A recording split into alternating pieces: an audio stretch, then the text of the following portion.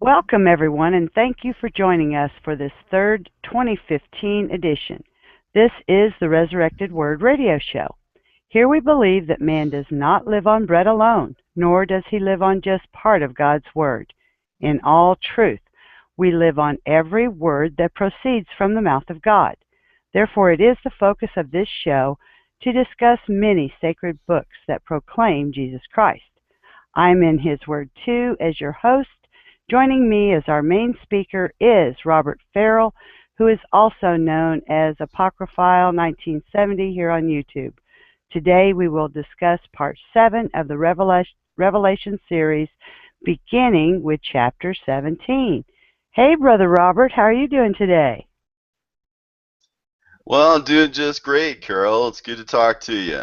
Yes, well, we've been in discussions for, 2 weeks now or better on this particular chapter, two chapters, chapter 17 and 18, and Right. they're so involved that we probably will scarce to scrape the surface just to bring them, the basics of what's in this text because it's so involved.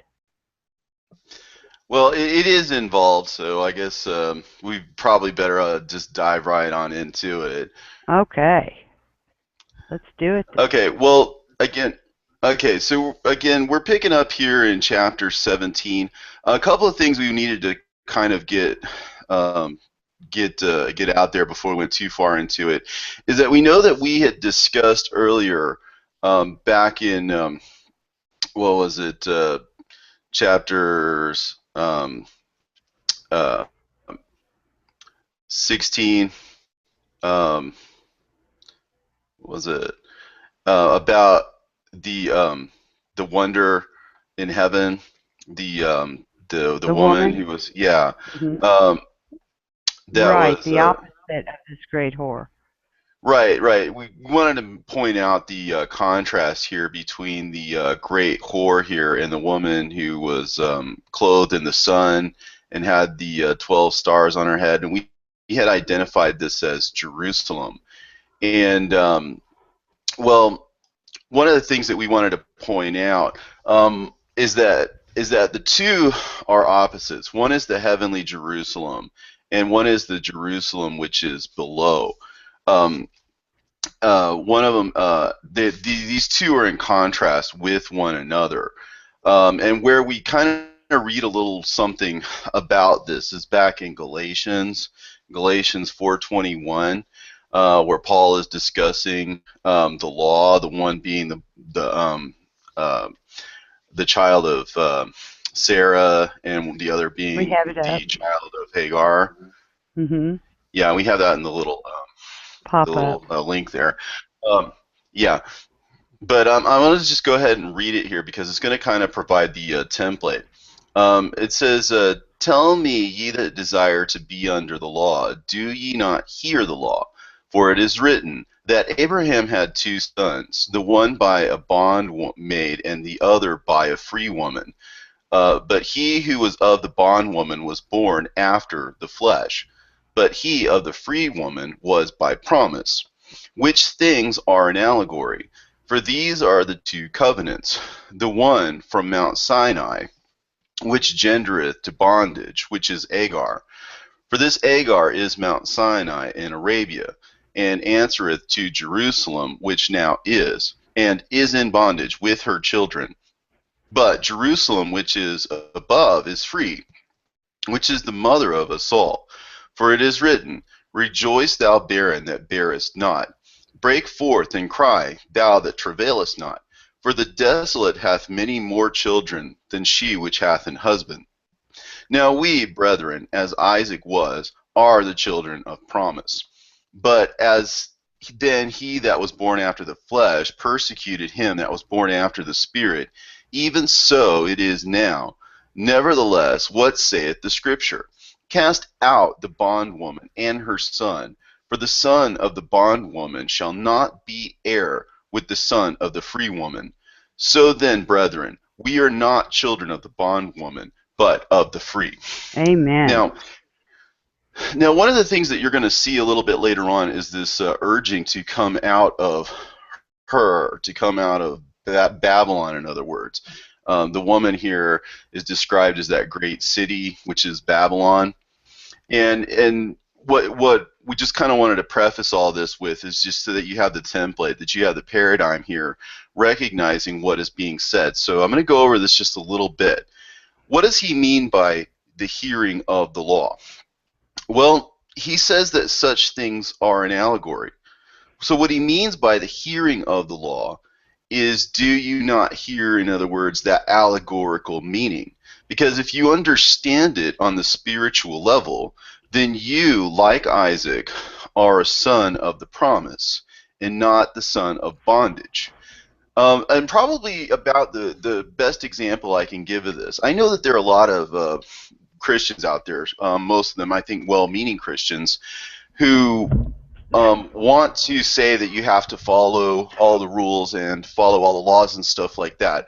What I wanted to point out just here at the outset is just hopefully something to kind of make people see something that maybe I don't think they do see, and that is that that by obeying the law, or by strict obedience to the law, without an understanding of its allegorical meaning, that is bondage.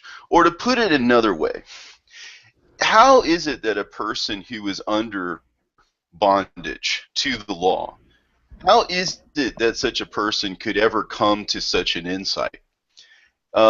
If by obedience and strict obedience to the law, or to the system, or to the Jerusalem that is below, in other words, the earthly level teaching of religion, that alone precludes seeing that higher level meaning. What Paul is saying is, because you don't hear that allegorical meaning of the law, right? Right. It puts you in bondage. In other words, you would never arrive at these insights by strictly following the law. By strictly following the law, in other words, and he's putting the whole law, in a sense, if you read it carefully, under the aegis of fleshliness, and also by comparing it to Hagar and the Jerusalem that is below. So if you cling solely to those things which are below, that would blind you to the Jerusalem that is above. And that, I think, is an important realization here, to understand that strict adherence to the law does not give one, does not provide one with these allegorical insights.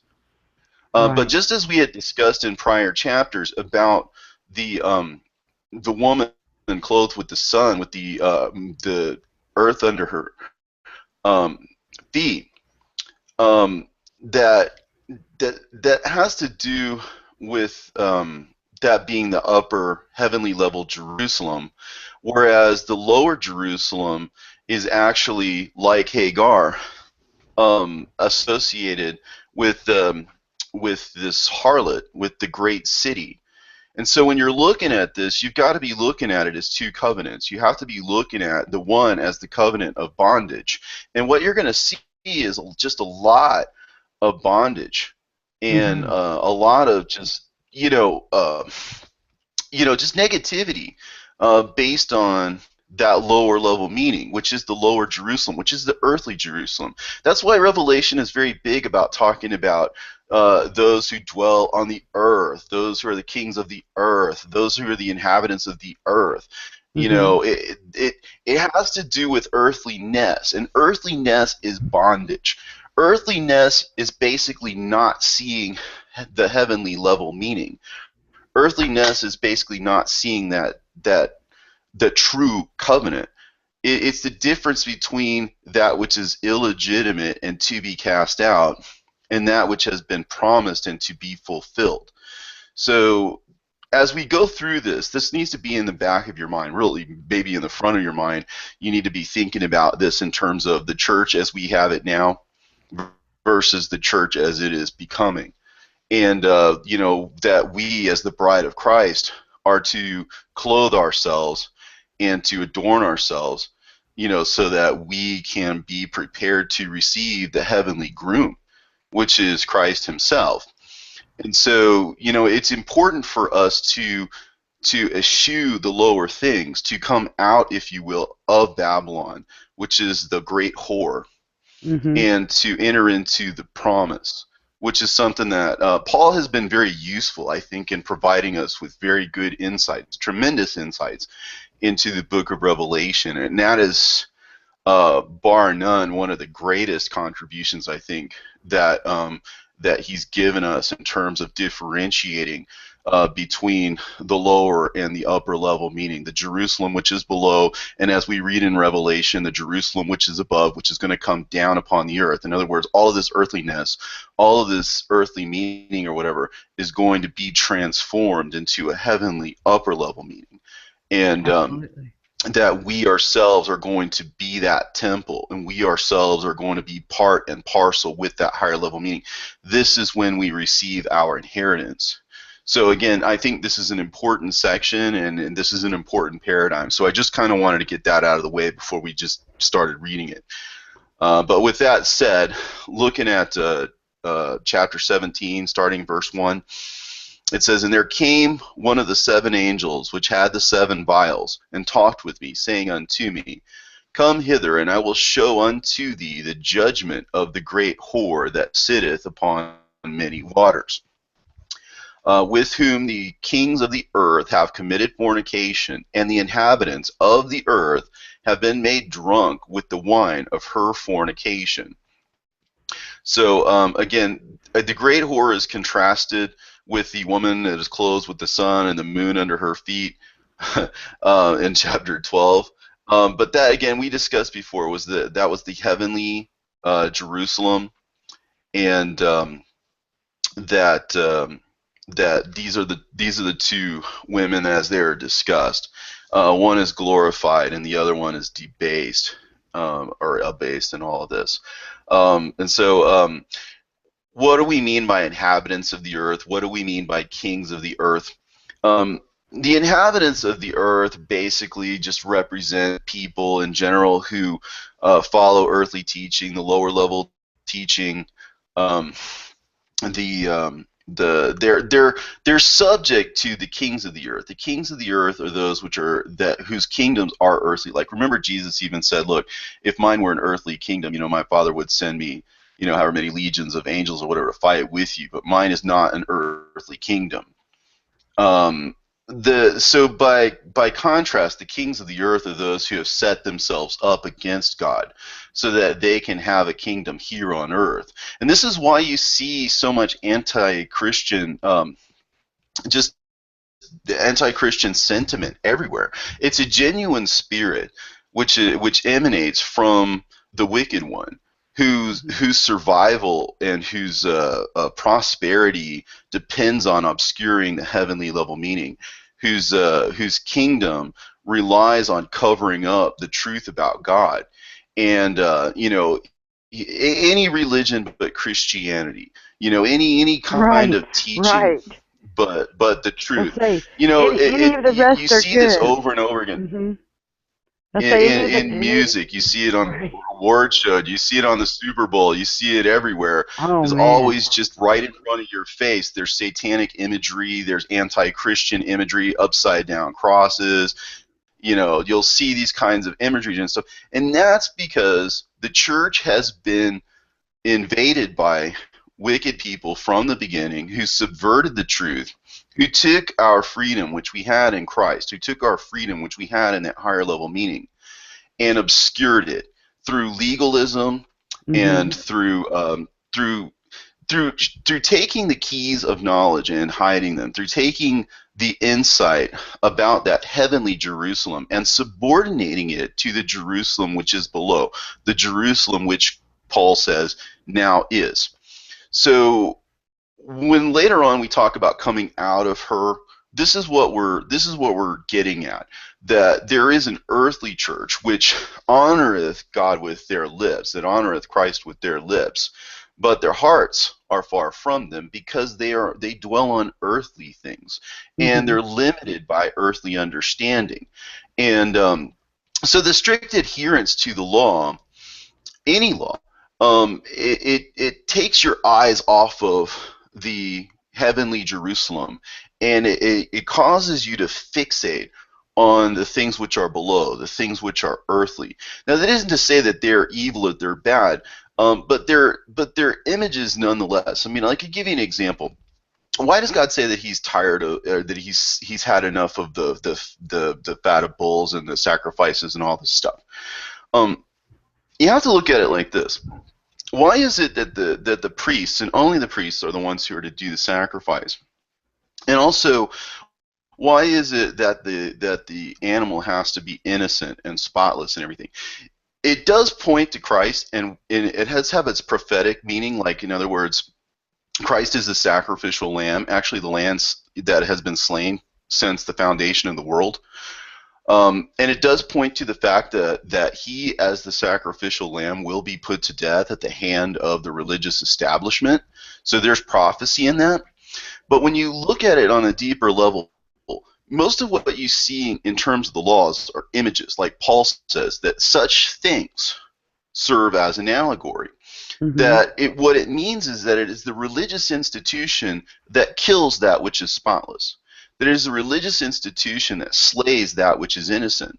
And that's essentially what the religious establishment functions as. That is, in a sense, the way Satan envisions his religious kingdom to be, to destroy that which is heavenly by covering it up with that which is earthly, to deprive that which is holy and innocent of its existence and of its life and of its meaning, basically in order to reduce it to something that has a certain religiosity and all of the trappings of religiosity, but it's all just smoke in your eyes. It's like smoke from the bottomless pit of lies that comes up to try and fool you.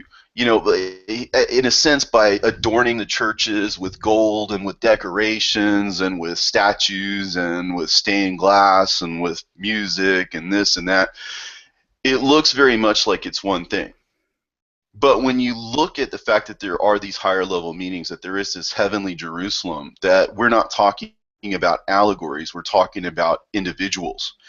So the basic allegory of Sarah and Hagar gets lost in making them concrete human figures and speaking of them only in terms of their physical and their natural appearances rather than the heavenly level meanings. And so by trying to put these keys back in your hands, trying to give you these truths again, and to restore these mysteries, the idea is that we are going to ourselves transform our understanding so that we can actually be lights and examples to the world, and to take away the blinders, if you will, and the veil that has stood between people and the true temple of God, which is their hearts. That He's going to take out our hearts of stone and give us a heart of flesh, such that we can become a habitation to the Lord. But that requires us to turn our backs on the Jerusalem which is below, which is basically part and parcel with Babylon. It's basically just the religious angle, I guess, on a whole secular society. It's just part of Satan's plan to blind us to the truth by giving us something that seems to be true, but in fact is a lie, or at best a deception. It continues. It says, "So he carried me away in the spirit into the wilderness, and I saw a woman sit upon a scarlet-colored beast, full of names of blasphemy, having 7 heads and 10 horns." And again, we discussed the wilderness. The wilderness is this age, basically the 6,000 years of our wandering. A wilderness is a place of wandering. As if to say that, like, we as human beings are just sort of wandering aimlessly without any real sense of where we're going, any sense of purpose, and that sort of thing. It's a place of fasting and of suffering, just like Jesus went out into the wilderness to be tempted by the devil. That we are in a place of temptation ourselves. you know, so it has to do with this age. That this woman, who we later find out represents Babylon, that great city, is seated upon a scarlet-colored beast, full of names of blasphemy, having 7 heads and 10 horns. We discussed the 7 heads and the 10 horns previously, and so we're just going to continue the thought here. We'll explain it a little bit further as we get into it. The woman was arrayed in purple and scarlet color. Again, it's interesting to note that that when you read the Gospels, John, Matthew, Mark, and yeah, they talk about how Jesus was given robes. In John, for example, it's spoken of that he was given a purple robe, and in Matthew, this 27:28, it says that they put on him a scarlet robe, and also in Mark, they gave him a purple robe. So, in other words, this could be related to basically to Christianity, to basically a false image of Christ or whatever. But it's interesting that those two colors are the same colors that Jesus was clothed in when he was being mocked and put on trial. That the woman is decked with gold and with precious stones and with pearls, having in her hand a golden cup full of the abominations and the filthiness of her fornication. This is imagery of, you know, her wealth and how she decks herself out, of course. But you know, it's an image of self-indulgence. It's an image of pride. It's an image of excess. It's you know, it was Lucifer who was cast down for his pride. But it is an image of greed and of you know, just excess. And upon her forehead was a name written: Mystery, Babylon the Great, the mother of harlots and abominations of the earth.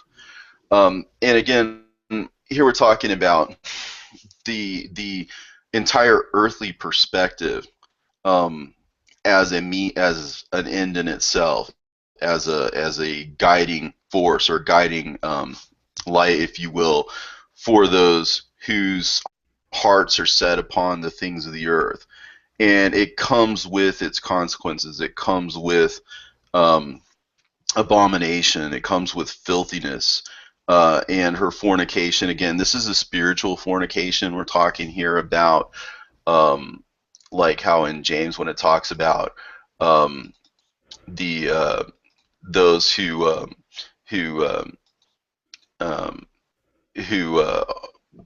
you know, who love the earth or whatever, that they are adulterers and adulteresses. And this is basically the spirit that runs this earth. You know, they don't want you to know the truth about God. They don't want you to know the truth about the scriptures. They themselves, many of them, are blind to the truth, and that is because of these earthly pursuits. You know, they seek the gold, they seek the pearls, they seek the precious stones and all of that. Now, this woman was drunken with the blood of the saints and with the blood of the martyrs of Jesus. And again, remember we talked about earlier in previous episodes about how it was that there were saints that were alive at the time, who existed at the time, who knew the heavenly level meaning, and how they were marginalized, and they were labeled as heretics, and the truth was basically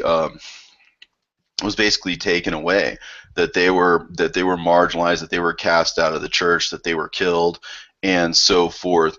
And this is basically taking that heavenly level meaning and reducing it then to the flesh and blood meaning, so that they could get another 2,000 years out of you know, the church. Because I mean, the thing was that Satan's power had been destroyed by this heavenly level meaning. But if he could cover it up again and get people to come to his side, and he could fool them with the earthly level meaning, then he would be able to, in a sense, hoodwink us and take away the power that God had given us to destroy him. And this is part of the way he does it, through his show, through his pageantry, through the idea that what you're looking at through this opulence is somehow a blessing from God, when in fact it is a substitute for God. It is a counterfeit religion. It is a counterfeit institution, right? Which is designed to elicit in us a feeling of great admiration and wonder. And so even John here, it says, and when I saw her, this, in other words, Babylon, the great whore, it says, I wondered with great admiration. And I know that you kind of made a note here. I just want to stop here a minute. That admiration could be thought of as like, wow, that's great. But apparently when you look at the Greek word, that's not quite what John is doing. John isn't looking at it in admiration such that he likes it or wants to be a part of it or whatever. But it's more like astonishment. He was drop-jawed. Like, in our modern day terms, he was just drop-jawed at it. Right. And so the angel stops and makes a kind of a comment here. It says, and the angel said unto me. Let's back up sure. just a second. Remember when we was talking about verse 4, and the purple and scarlet and the fornication, we also saw that back in Revelation 2:20 that this woman was also depicted as Jezebel, who taught and seduced the servants to commit fornication. And so we also saw how this paralleled with Thyatira. And so, well, yeah, and go ahead. No, there was a note that you made that there was in Acts there was a certain woman of the city of Thyatira. I have that too. I have that too. Yeah. There's some connection here, so it's probably worth looking at. If you look at Acts 16, 14, and 15, you talk about the great whore, and then you look back to this woman named the letters to the churches where he talks about when he talks about Jezebel or whatever, that Jezebel is basically the great whore of Babylon, but with reference, but with reference to the church, right? Because the great whore of Babylon is more than just that. The great whore of Babylon is more than just Jezebel. Jezebel would be like a manifestation of the great whore, but within the church and directed at the church. The great whore is basically the whole world. So it's kind of a subset, if you will. But it's interesting how when you talk about the city of Thyatira, it talks about Lydia, who was a seller of purple. So apparently there's some connection between the dye here and Thyatira, and there's a sort of a connection here between Jezebel of Thyatira and the great whore of Babylon. Right. So I'm not sure if I can quite put my finger on just exactly what that connection is, but there's something. There's something there. And maybe but in any case, that's done more study into it can leave a pertinent comment in the section beneath the video, and maybe they see it more clearly than we do, and can bring it into full focus for us.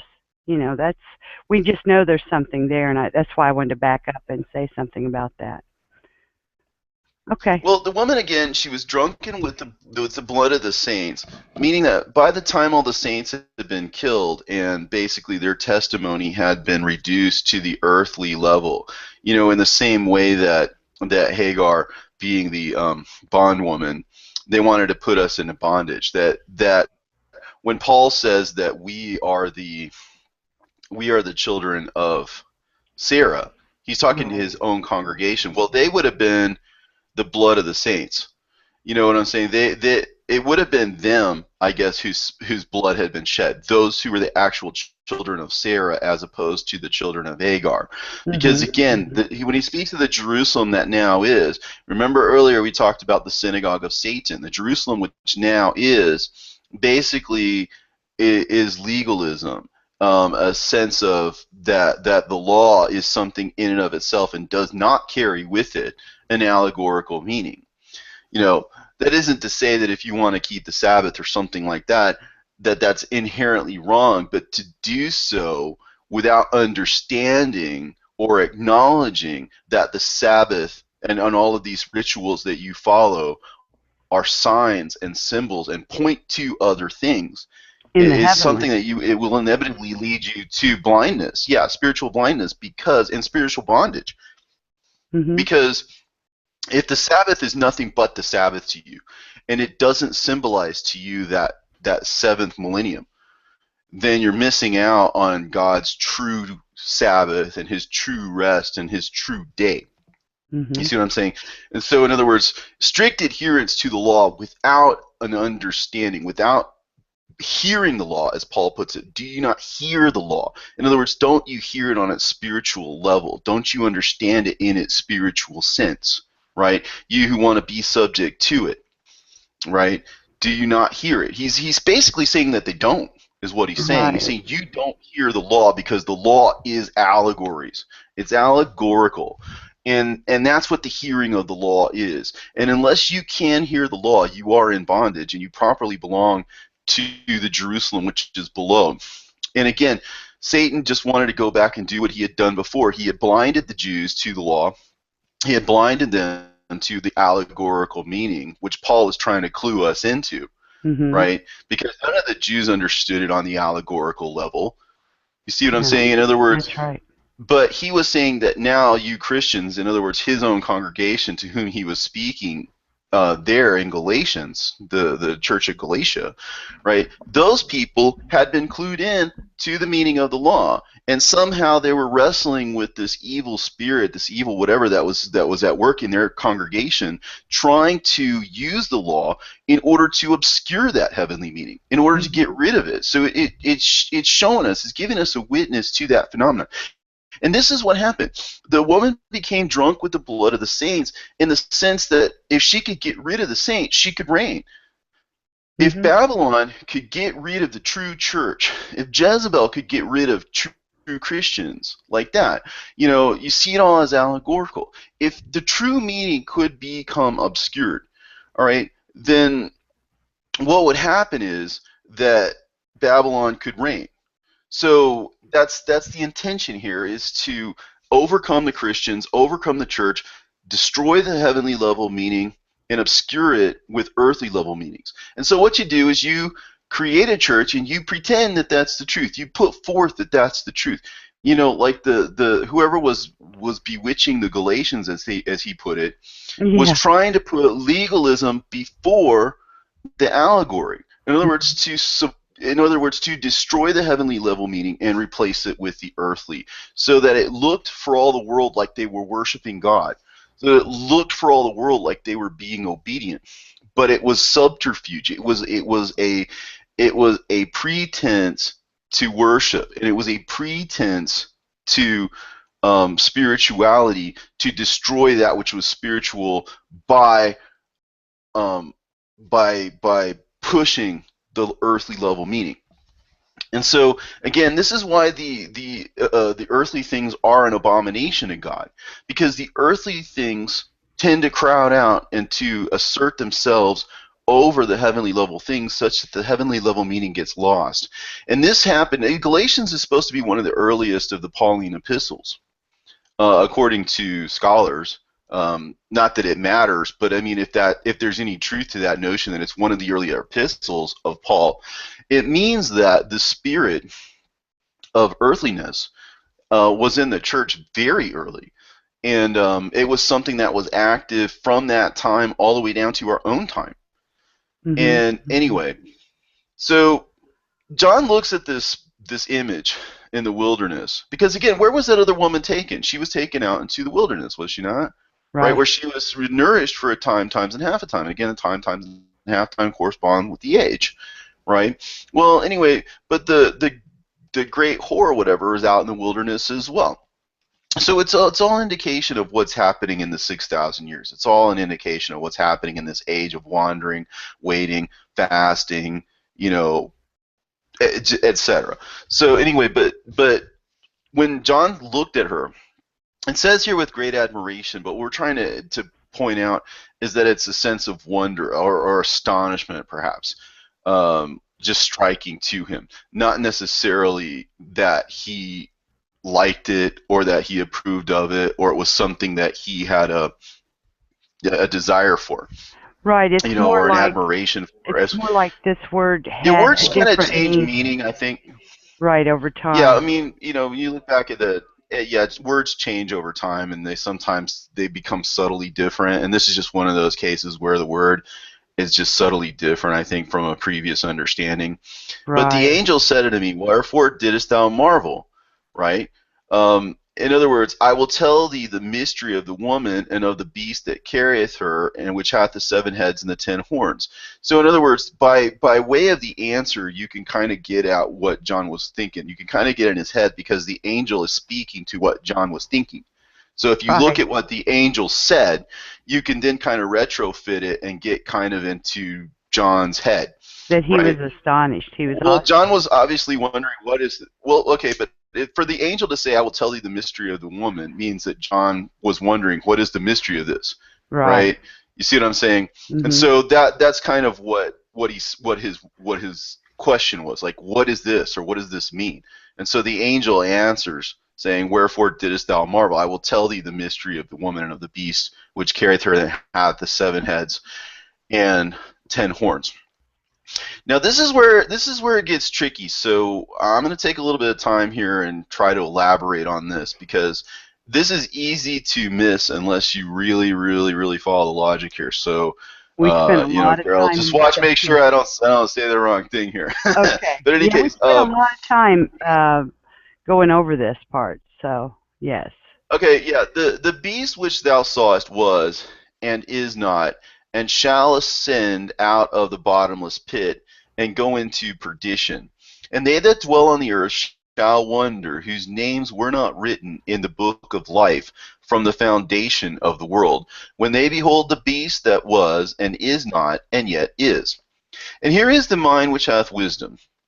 The 7 heads are 7 mountains on which the woman sitteth.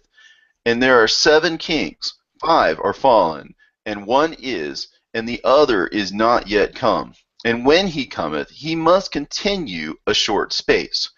And the beast that was and is not, even he is the 8th, and is of the 7, and goeth into perdition.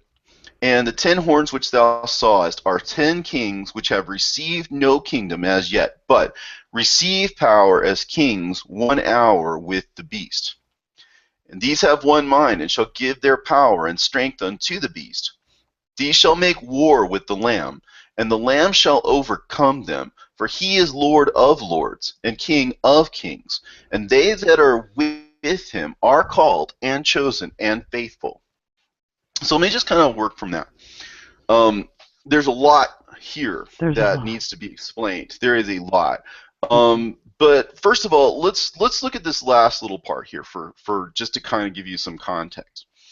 When it says that that these shall make war with the Lamb, and the Lamb shall overcome them.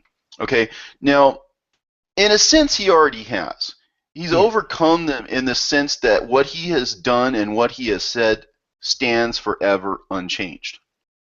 Right. But we have to catch up to it. Mhm. Okay, we have to catch up to what that meaning is. Because he's given them time and space in order for them to work out their wickedness and their evil desires. Um, but you have to look at where it says here that those who are with him are called, chosen, and faithful.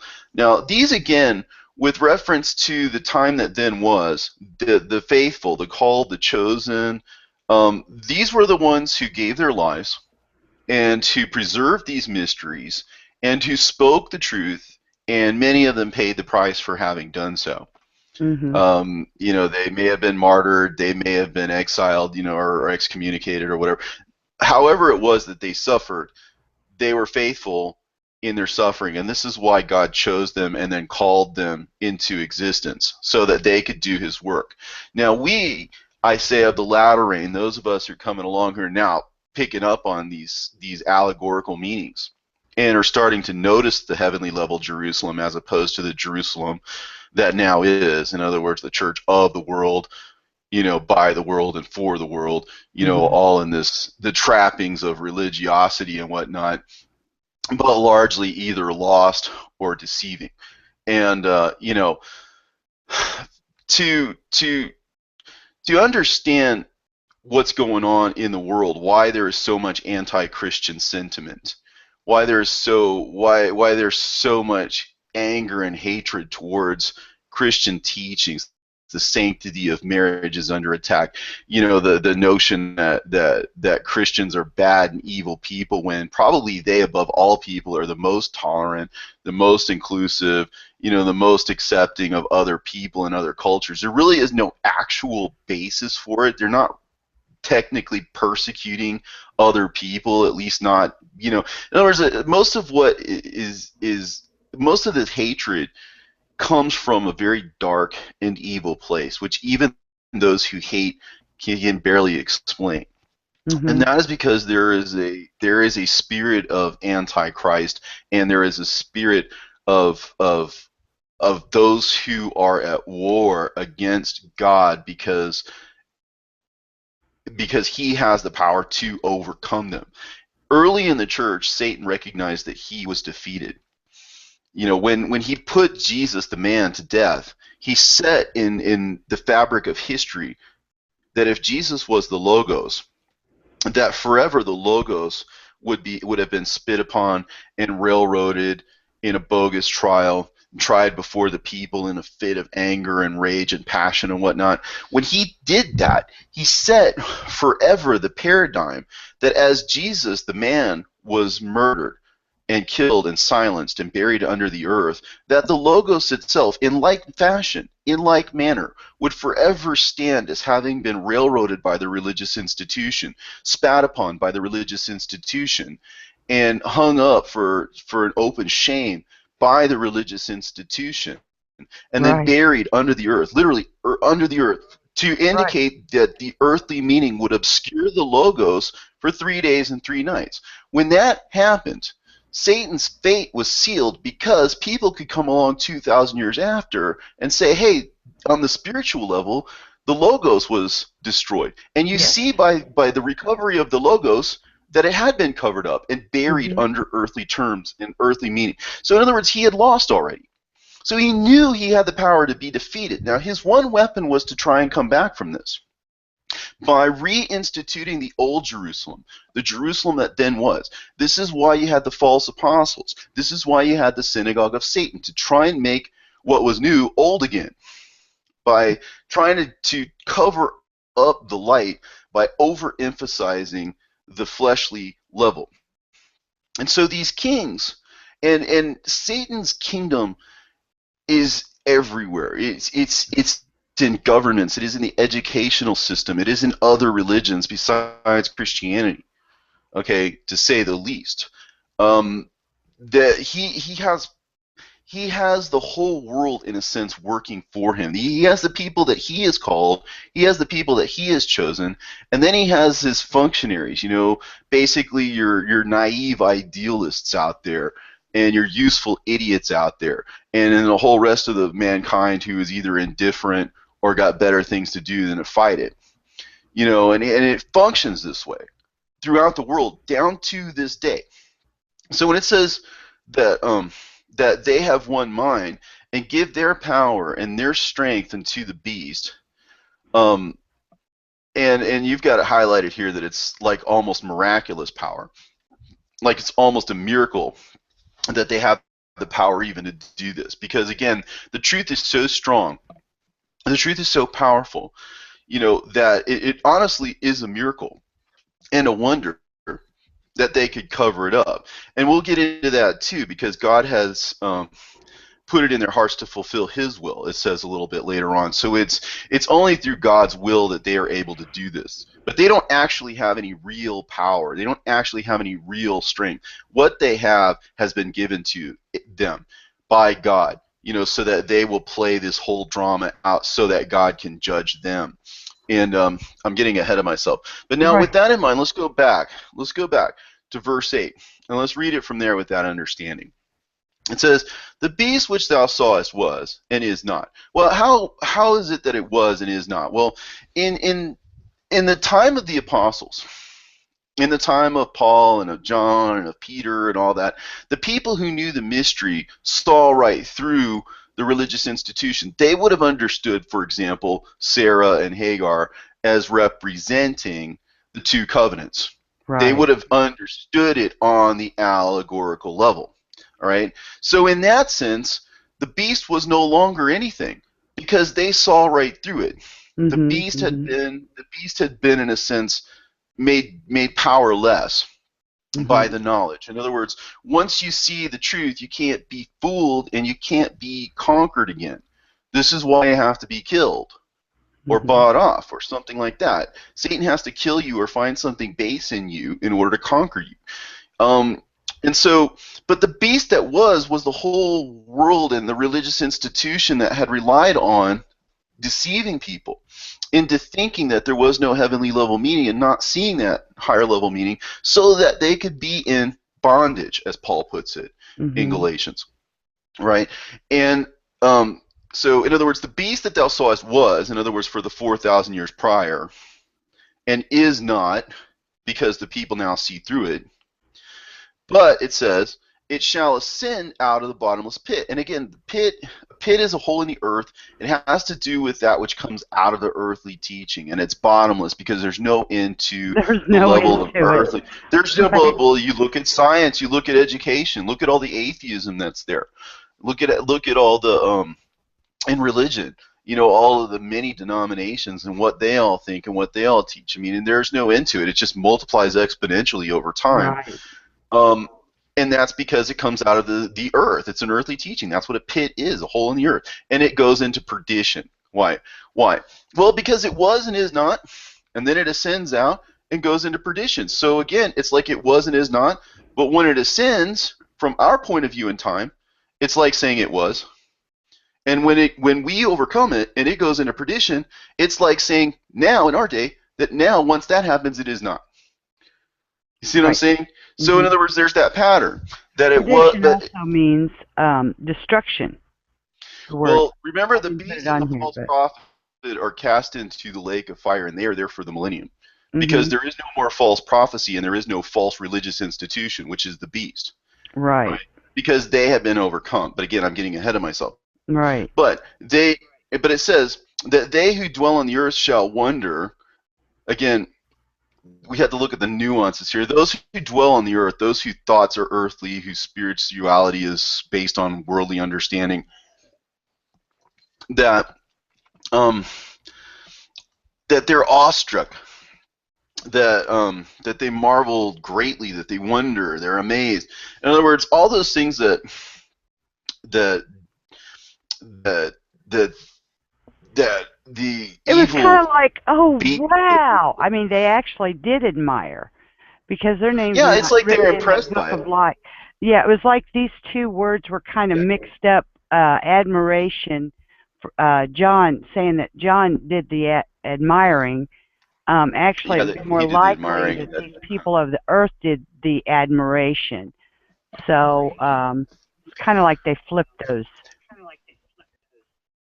Well, again, we read earlier about how the beast that um, the beast had the ability to show wonders before the people in the sight of men. In other words, according to men's understanding, their sight. Mhm. In other words, the earthly sight versus the heavenly vision. Right. Mhm. So, if your name is not written in the book of life, it means that you lack this insight and are not open to it. Right. Or that you are drawn towards earthly things and are resistant to spiritual truth. And they see the beast which was and is not and yet is. Okay, so the beast that was and is not and yet is. Remember, we just read that it was and is not and shall ascend out of the bottomless pit. Mhm. So Mhm. that explains the and yet is part, right? Right. Shall ascend, because he shall ascend out of the bottomless pit. He is, even though he is not. He is. And why is that? Well, again, it goes back to what I've said over and over and over again throughout this whole series. It has to do with the fact that the earthly level meaning, Sarah, Hagar, something like that, it points to something heavenly. Mm-hmm. Paul says they're allegories. So there is an intimate relationship between the earthly level meaning, the earthly word, the earthly thing, and the heavenly level meaning. You just have to tie those two together. It's an ambiguity. You can see Sarah and Hagar as just people, or you can see them on the spiritual level, that they form an allegory, right? Mm-hmm. But if you don't see the heavenly thing, then the lower thing obscures the heavenly thing. It keeps you from finding it. It keeps you from seeing it, right? It's the one thing that does. And yet, the meaning is still there, whether you see it or not. So, in other words, a thing can be and not be all at the same time, in the sense that you can see Sarah and Hagar as one thing, but in fact, they are something else entirely. So the spiritual meaning perhaps is not, but yet is, right? It's all perspective. Well, we'll just turn it around. So in other words, the spiritual meaning is in the ascendant when he says that the beast is not. Right. The beast is not because the spirit is. Right. You see what I'm saying? So when people were in the spirit, there was no need for the system. There was no need for the beast, right? The beast had no power. Okay? So those who were written in the book of life had overcome. Babylon is fallen. That's the first one. That's why it always says Babylon is fallen, right?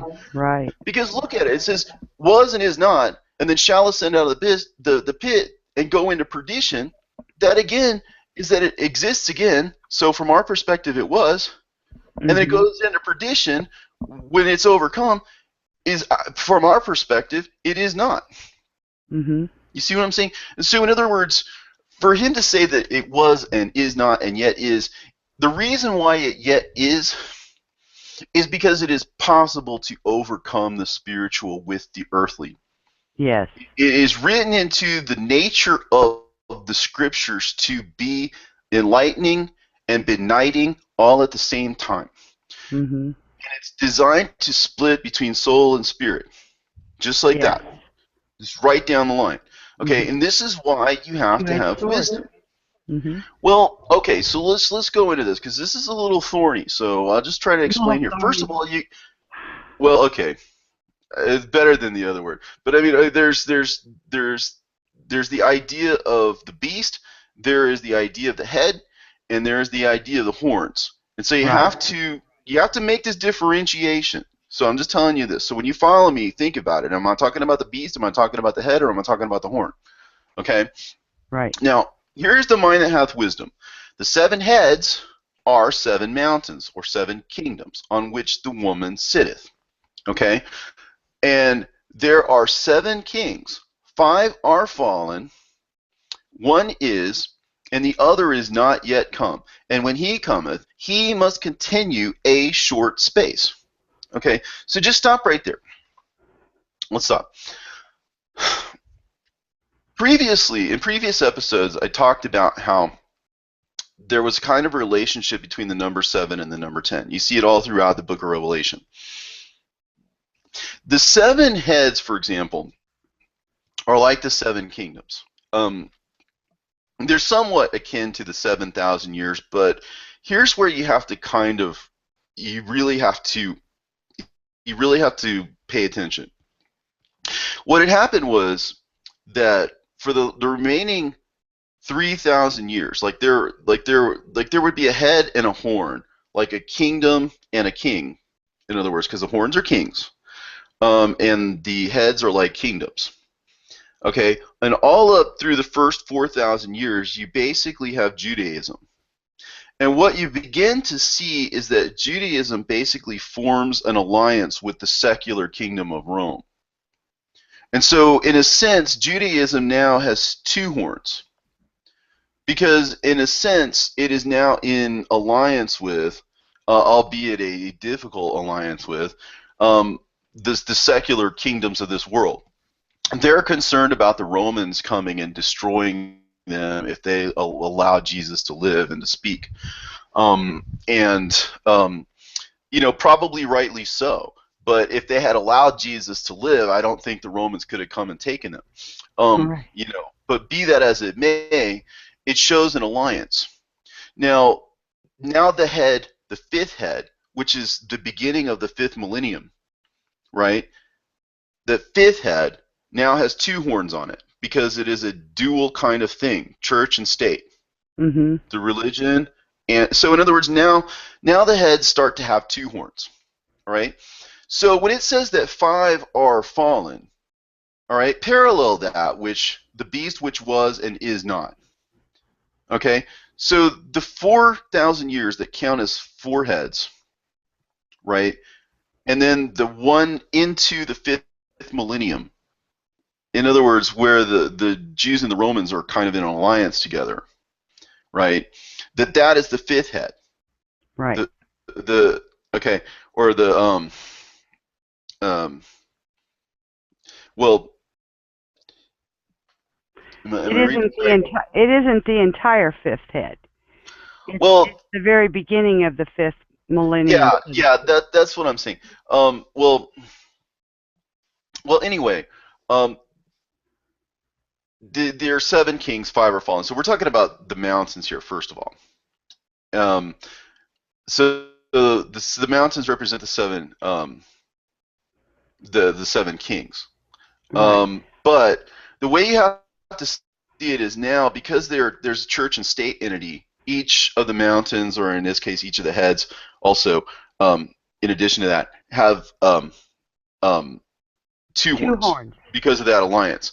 Now that had been broken because, again, you see in AD 70 how the Romans took and destroyed Jerusalem. Right. And it was gone. It was destroyed. So in other words, those 5, even though it was just a little bit into the 5th millennium, it counted as 5. Right. Okay? So in other words, those 5 are fallen. And one is not yet come. Basically, there is now a new entity, which is Christianity, and it is going to become part of the Roman Empire. Right. And so it has the 2 horns as well. In other words, one for the religious establishment, the church, and the other for the state. And so for the next 2,000 years, right, you're going to see the 6th and the 7th head. You see what I'm saying? The 6th and the 7th heads are the 2,000 years of Christianity. But actually, it's the second half of, or the second portion of the 5 and the 6. That's right, because the one was cut. The one was cut short. Right. That's where the one was cut short. Like even Jesus said, "Look, unless those dates had been cut short, right, that no flesh would be saved." Right. It has to do with the fall of the church and state, or the Jewish whatever state, and Rome has been destroyed and replaced by the incipient form of the Christian church and state thing, where eventually that would grow into the Roman Empire, and like through Constantine, would eventually become official. Mm-hmm. That was in that fifth but the portion. idea is that. Okay, so let's go back and plug that in. It says, "And here is the mind that hath wisdom. The 7 heads are 7 mountains on which the woman sitteth." And again, she's in the wilderness, so that's the 6,000 years. "And there are 7 kings. 5 are fallen," that is to say, Judaism, all the way up to the time of Christ, Jesus, and also, a little bit into it. When after they've crucified Jesus, and up into the time that they're basically destroyed and dispersed by the Romans. And the one that is the incipient one, the incipient relationship between Christianity and the world.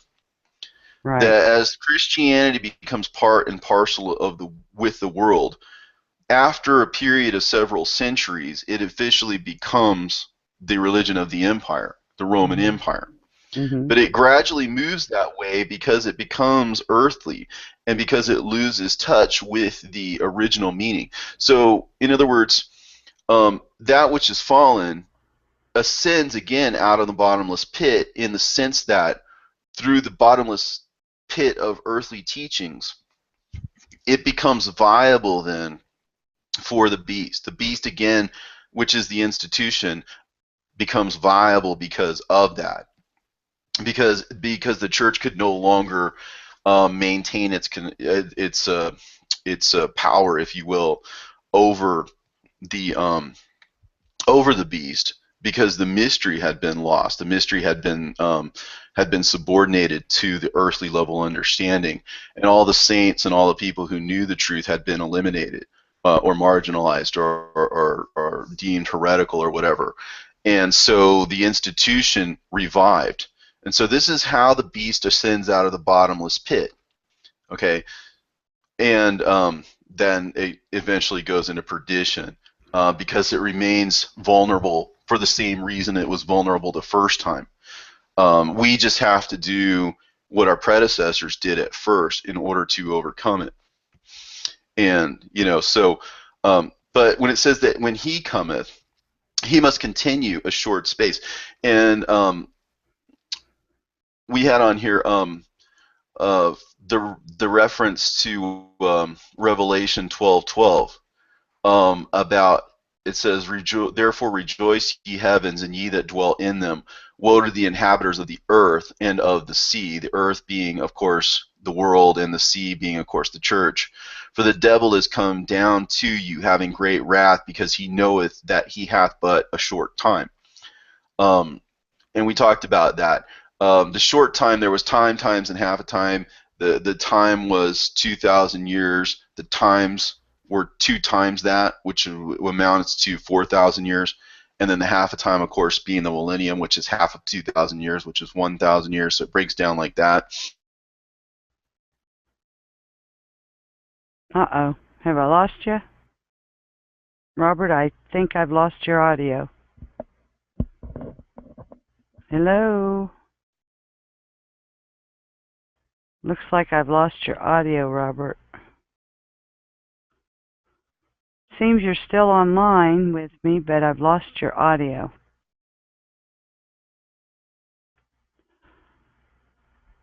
Hello? Hey, Robert.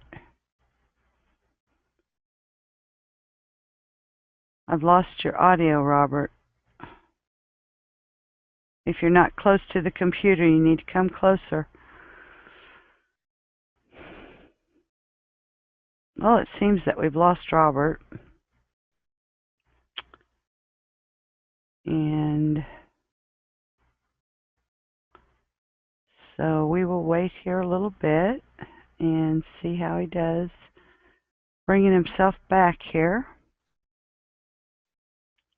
But what Robert's saying is,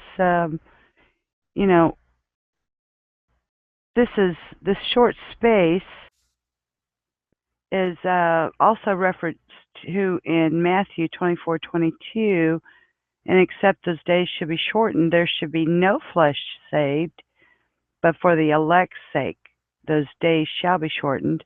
And then in Mark 13:20, and except that the Lord had shortened those days, no flesh should be saved, but for the elect's sake, whom he hath chosen, he hath shortened the days. And when Robert and I were discussing this, the devil kind of did a disservice to himself, because when he crucified Christ on the cross, he kind of lost a full 5,000 years on that fifth leg there, or the fifth head, because basically he lost, I don't know, quite a big stretch of time, and then all he had left was the 2,000 that was sort of prearranged, that he could have that between him and God. But now I'm hoping Robert will come back, because he is much better at explaining these things, and that's why he is the main speaker on here. I can share a lot, but he really has more the gift of gab. Um, let's see. I guess I could try to go on.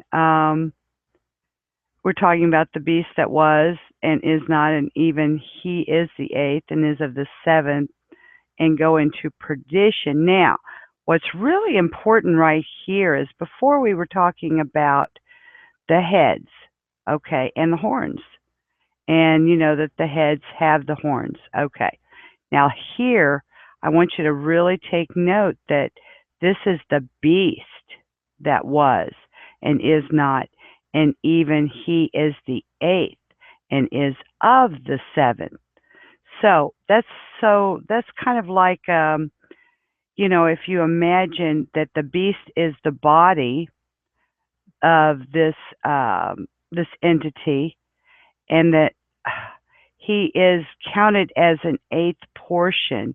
It's not like there's an eighth head or anything, but that he is counted as a number being that body. So, and then is of the seven. Well, yes, he's of the seven. He's connected to the seven. He's part of all of those heads. Okay, but so it's not as cryptic as it looks when you see exactly what he's saying. So I'm hoping Robert to get back here soon. But and it goeth into perdition, and then we looked at when he goes into perdition in Revelation 20 verse 7. And then when the 1,000 years expires, Satan shall be loosed out of his prison and shall go out to deceive the nations which are in the four quarters of the earth, Gog and Magog, to gather them together to battle, the number of whom is as the sand of the sea. And they went up on the breadth of the earth, encompassed the camp of the saints about in the beloved city. And fire came down from God out of heaven and devoured them. And the devil that deceived them was cast into the lake of fire and brimstone, where the beast and the false prophet are, and shall be tormented day and night forever and ever. And so, yeah, that's all of that. But that's talking about them going into perdition. Well, then we also discussed Robert Nye, and he may want to retell it once he comes back. But I guess I can kind of give you my understanding of it since I'm the only one here talking right now. We don't have Robert at all. Maybe he's lost his internet at this point. I will re-invite him real quick in case that's a problem.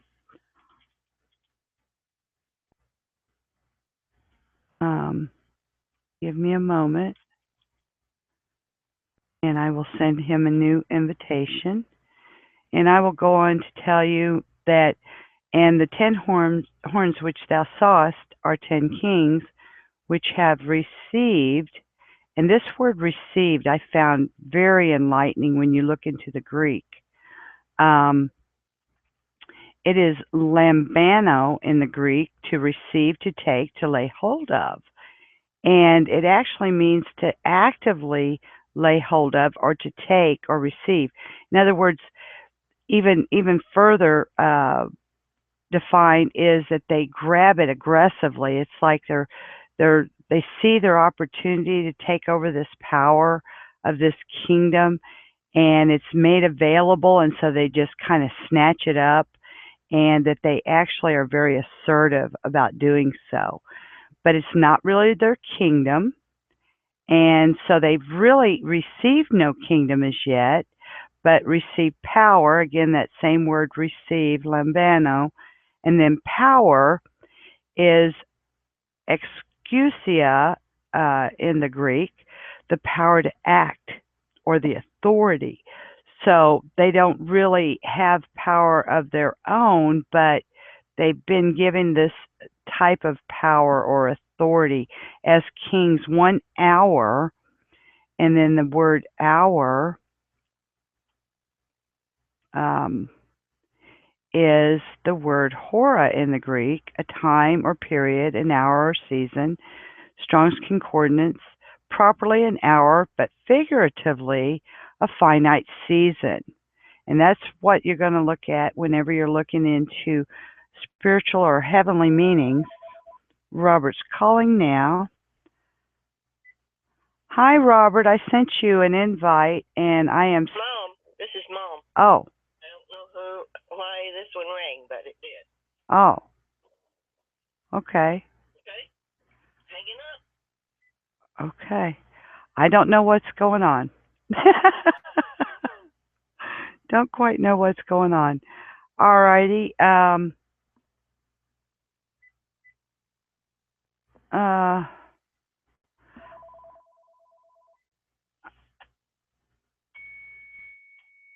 Uh-oh. Mom? Yeah. I think Robert's trying to call me. We had an interrupt. Oh, okay. All right. Okay. Okay. Looks like we're going to have to stop this session and start up again. Okay. I've sent Robert another invite, but it doesn't look like he can get back online. So we may just have to end the session here and pick back up here. So let me see. I am just going to set my headset aside for a moment.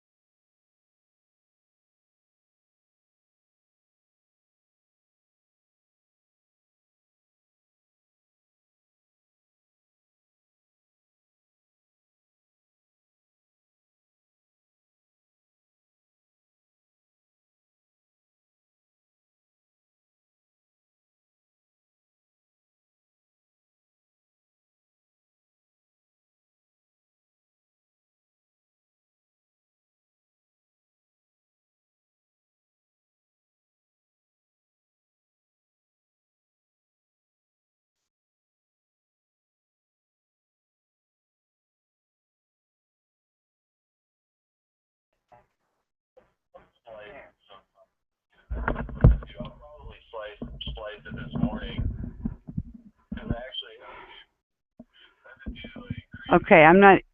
Do you hear me on the microphone? Huh? I don't hear you though. There, Can you hear now me I now? hear you. Now I hear Okay. you. So let me start the screen share here. Let's get rid of this phone here. All right, I'm gonna shut mine completely off. Okay, yeah, you do the screen share because I gotta switch my screen share. Anyway, I'm gonna use yours for right now. Yeah, I'll splice it together. I'm gonna probably be up tonight anyway, so I don't know. We'll see how it goes. But okay.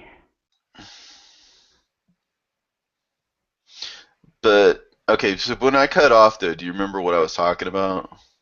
You were at this space right in here. We were talking about the 7 kings, 5 are fallen, 1 is, the other is yet not come. That's where we left off. Okay. So I don't know how well that's gonna splice, but I'll try to make it like Hold on, I have to close my door.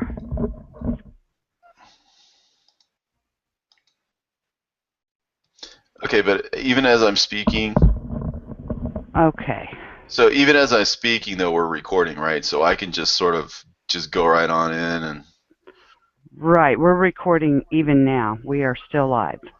Well, not live, but live for you and I. Not public live. Okay, so but you don't. Okay. So, hang on. So I'll just sort of give myself a little 3, 2, 1 short space, and then I'll just hopefully I'll be able to splice it. Right. 3, 2, 1. So this is basically how it breaks down. You've got 7 kings and 5 are fallen. Of course, the 5 represent the 4,000 years leading up to the 5th millennium, and Judaism is basically cut off from God and also in the natural by the Roman Empire. They go and destroy Jerusalem, scatter the Jews. And so basically it counts as 5, even though it doesn't round out 5,000 years. It's cut off very early in the period. And so for the rest of the 5th millennium, you basically have the church trying to overcome, if you will, the saints and to establish itself in the image of Judaism. Mm-hmm. And so it starts to become the 6th at that point, but it's still in the 5th millennium. And so it continues on again into the 6th millennium as the 7th because of that. So there is some overlap there. And so I know it's hard to explain, but that explains why the 6th one continues, because it's a continuation, or I'm sorry, the 7th one continues because it's a continuation of the 6th, which in this case is yeah. So again, it's a little tough to understand and even harder to explain. Well, when we discussed it, Robert, the 5th one, you know, when Christ was crucified, that Satan had really done himself a disservice. That he had, you know, kind of shot off his nose to spite his face, you know, and lost part of that 5th one that he would have had, but because, you know, he wanted to, you know. Yeah, I think that by losing, he kind of he lost some time. That this was like right. He lost that portion of the 5th, and so the actual 6th started in the 5th. You know, right. And there's an overlap there, and so he still only had that 2,000 remaining, or 2 days. Right. But because you see the end of Judaism and the beginning of Christianity, they're 2 separate things, but they occupy the same 5th millennium. Right, the same space. So basic. Well, one comes Right. after the other, but Right. you see why there's such an interest on the part of Satan to destroy Christianity, because Christianity had destroyed Babylon. Um, and so the teachings or whatever had destroyed the entire institution. And so basically he had to destroy Christianity at that part. This again was like the dragon making war with the seed of the woman, that it would spew forth, just a flood of water, or its own words, in other words, in order to neutralize them and to make them powerless, which he essentially did and has gotten away with for 2,000 years. But remember, it says that the earth opened its mouth and swallowed the flood. Now, you look at that allegorically, it means that the earthly level, meaning opening its mouth, means that it's revealing the heavenly level which is contained within it. And Mhm. all of that flood of Christian teaching, all that flood of secularism, it now has no basis, and Babylon is right to be destroyed again. And Exactly. so, but The this is kind of second how it is breaks down. fallen. Right. Now, again, so that means that the sixth king is in the fifth millennium, Mhm. because it's transferred from Judaism to Christianity now, which now has two horns because it is now a whole church state system, or it's becoming a church state system by the introduction of secularism and worldliness and so on and so forth. It's growing that extra horn. Um, so that is no longer the church per se, but part of a system, part of the beast. And that's why you end up with seven kings, because, or the seven mountains. Mhm. Um, that has to do with in a sense, the changing of the guard. But the Mhm. changing of the guard happens in the fifth millennium. And Right. so essentially you have a head with two horns representing the end of Judaism and its a relationship with the world, specifically the Roman Empire.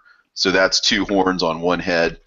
And then also Christianity starts to grow that other horn, in the sense that worldliness grows up in the church, and then it becomes a church state system, and Mhm. effectively runs that way through the remaining 2,000 years. That's why he must continue that short space, or in other words, that 2,000 years. Um, but then it goes on to explain just what the beast is with relation to the heads. It says the beast that was and is not, meaning Judaism, and also um, the way it was in the fifth millennium, had been overcome and conquered, right? Even he is the eighth and is of the seven, because that's in the same way that maybe your hand has five fingers, right? And you could say, well, you have five fingers, and the palm of your hand is analogous to the beast, and your fingers being analogous to the heads. Right. You could say that the palm of your hand is of the five fingers, right? Exactly. So in this sense, he is the eighth part, because he's not just any one of those 1,000-year reigns, or any of those Heads. Right. symbolic time periods. The heads of the mountains, in other words, um, that he is from beginning to end, Mhm. that Mhm. beast. So that's kind of how you would understand. Now it goes on. It says, "The 10 horns which thou sawest are 10 kings, which have received no kingdom as yet, um, but receive power as kings, um, 1 hour with the beast." Now, first of all, we already talked about the 10 horns versus the 10 heads. We have to differentiate, because each of these 10 heads, these last 3 heads of the seven, have 2 horns apiece, because they're not solely God's people, but they are God's people in alliance, if you will, with the world. So Mhm. you have the religious leadership and the religious kingdom all on the same head, and in a balance of power, if you will, or sharing their power, if you will, with the world itself. Mhm. And so you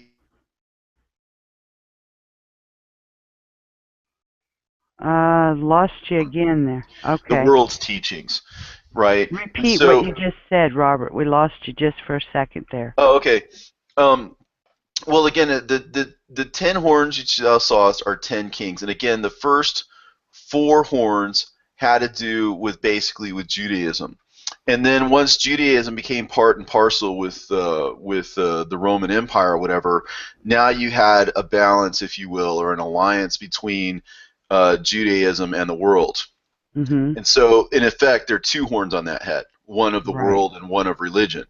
And when that was destroyed, became the beast which is not, in other Mm-hmm. words, it had been overcome, if you will, by the saints and by the message that they had. Then again, as the church slid into worldliness, as we looked at in chapters 2 and 3 of Revelation, there was this decline and fall of the church or whatever, that eventually, instead of fighting the world and instead of the world fighting it, it found its place in the world, and the world found a place in it, and it too had 2 horns. And that continues for 2,000 years. So that's the extra 2 heads and the extra 4 horns right there. And so Right. that rounds out to 10 horns and 7 heads. Now, they received no kingdom as yet, and we highlighted what this meant. This had to do with actively laying hold or taking, like when Jesus said that the wicked, the evil, take the kingdom by force. Mm-hmm. So received is kind of a one of those words that you got to look closely at too, because um, it Just isn't to like they're going to be receive it. given it like you would receive a gift or something. It means they haven't taken power or they haven't taken the kingdom, but what they've taken is power. I mean, I give you an example. I mean, it's like an acting mayor versus an elected mayor. An acting mayor might have power, but it doesn't in effect have the office. Mm-hmm. See what I'm Mm-hmm. saying? It's not really his position. He's just acting as mayor because the true mayor, is dead or incapacitated or something like that, and it's sort of interim, or it's sort of he's not legit. So, in other words, they haven't actually taken the kingdom, and it explains it a little bit further down too, that they've been given the kingdom. Um, in a sense that that they're only allowed to act this out, but it's not really their world. It is God's world and God's kingdom, and they haven't overcome God. They haven't actually conquered, right? They're in the position of acting as kings or receiving power as kings, right? But again, somebody who's like a stand-in politician doesn't have that position. They're just acting in that position. These don't have God's kingdom. They only have power in the sense over God's people for a certain time. Each in turn Right. has For a each in season. turn each in turn has their own hour. Right. The 7 heads or whatever. So it isn't like they're all together in the same hour. It means that each in turn has their little hour, their little time frame, or whatever. Each one of the heads, in other words, with the beast, right? But these have one mind, and shall give their power and strength unto the beast, because again, the beast is at war against God, and the beast basically wants to give these people what they want.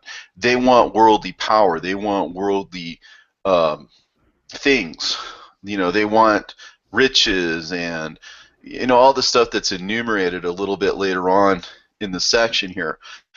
They want to rule, and the beast is their ticket. This is why, like, even in today's society, now that the beast is kind of showing its head publicly, forcing people to take sides. It's no longer underground. People are having to prove their bona fides, through symbols, hand gestures, Mm-hmm. saying certain things, and they're speaking in terms of symbols or whatever to show that they are part of the world system. Well, this has been going on all along, but more or less behind the scenes at times, because the devil wants to hide himself at certain times and reveal himself at other times. And now that everything's coming to a head, you're starting to see. But in other words, they've been giving their power and strength unto the beast or the institution all of this time. Um, but again, these shall make war with the Lamb, and the Lamb shall overcome them, for he is Lord of lords and King of kings, and they that are with him are called and chosen and faithful. So in other words, they know that they're to be overcome. I mean, after all, the ones at the beginning understood the meaning of this book. It was open to them. And they understood the import of what would happen. And so that was why they covered it up. They covered it up because they knew it to be true. But they also, and this is how the devil knows that he has but a short time, because he understands what these words mean. And so this is why he makes war with the saints, and this is why he makes war with God. And so, in other words, if you want to be successful in this world, one of the easiest ways is to make an alliance with Satan and to do his bidding and to be part and parcel with his kingdom. So anyway, but this is how they have one mind, and they make war with the Lamb, and they give their strength to the beast and everything. But those who overcome him, again, are called and chosen and faithful, because it takes faithfulness in order to see the truth, and it takes God calling you in order to have that kind of insight. And he saith unto me, the waters which thou sawest, where the horse sitteth, are peoples and multitudes and nations and tongues. And again, remember we talked about the gospel needed to again be taught a second time, in other words, before nations and peoples and tongues and kings. Right. Okay.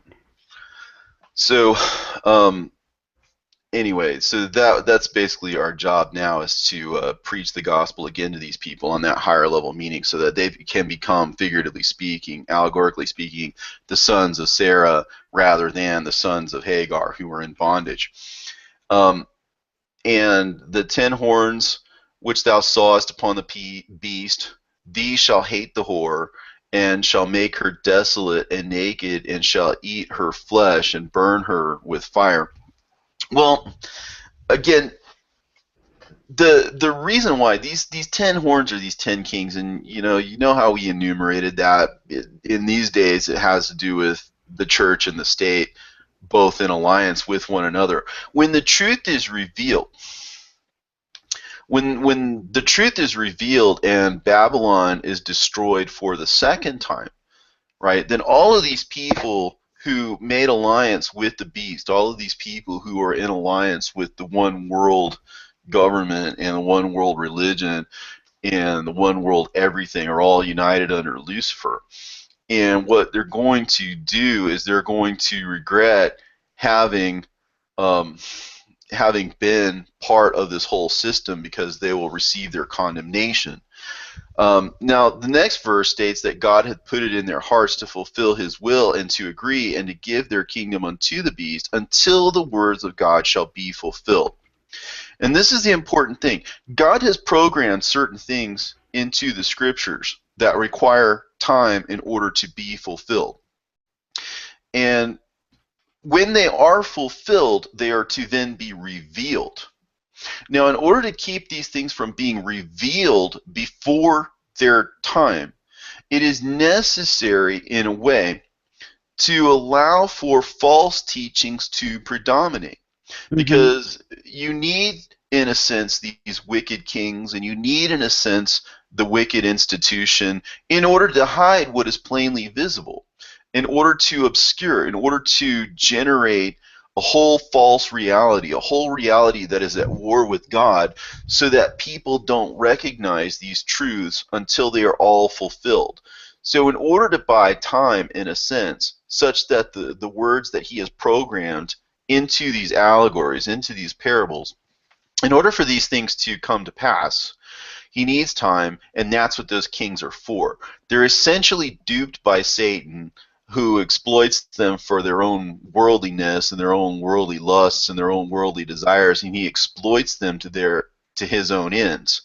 But in a nutshell, these people will realize that they are condemned and that they have been played, and so that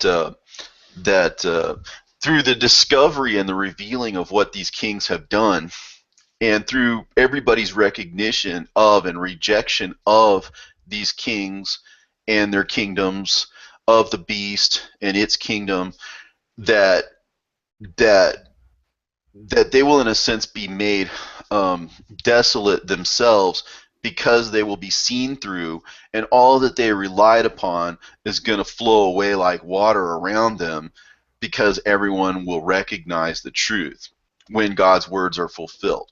Mm-hmm. And so the woman which thou sawest is that great city, which reigneth over the kings of the earth, or those who promote the earthly teachings and the earthly ways and stuff. Secularism, for example, or just, false religion. But anyways, so in other words, the same thing that bought them time, it's all going to crumble before them. And they're going to suffer loss, just like the great whore is going to suffer loss. They're going to lose their kingdoms, their souls, and everything. Jesus even said, look, what does it gain you if you should gain the whole world but lose your soul, in the process? And these people realize just what the great whore, or the great city, in other words, has cost them. Then they're going to be bitter and angry.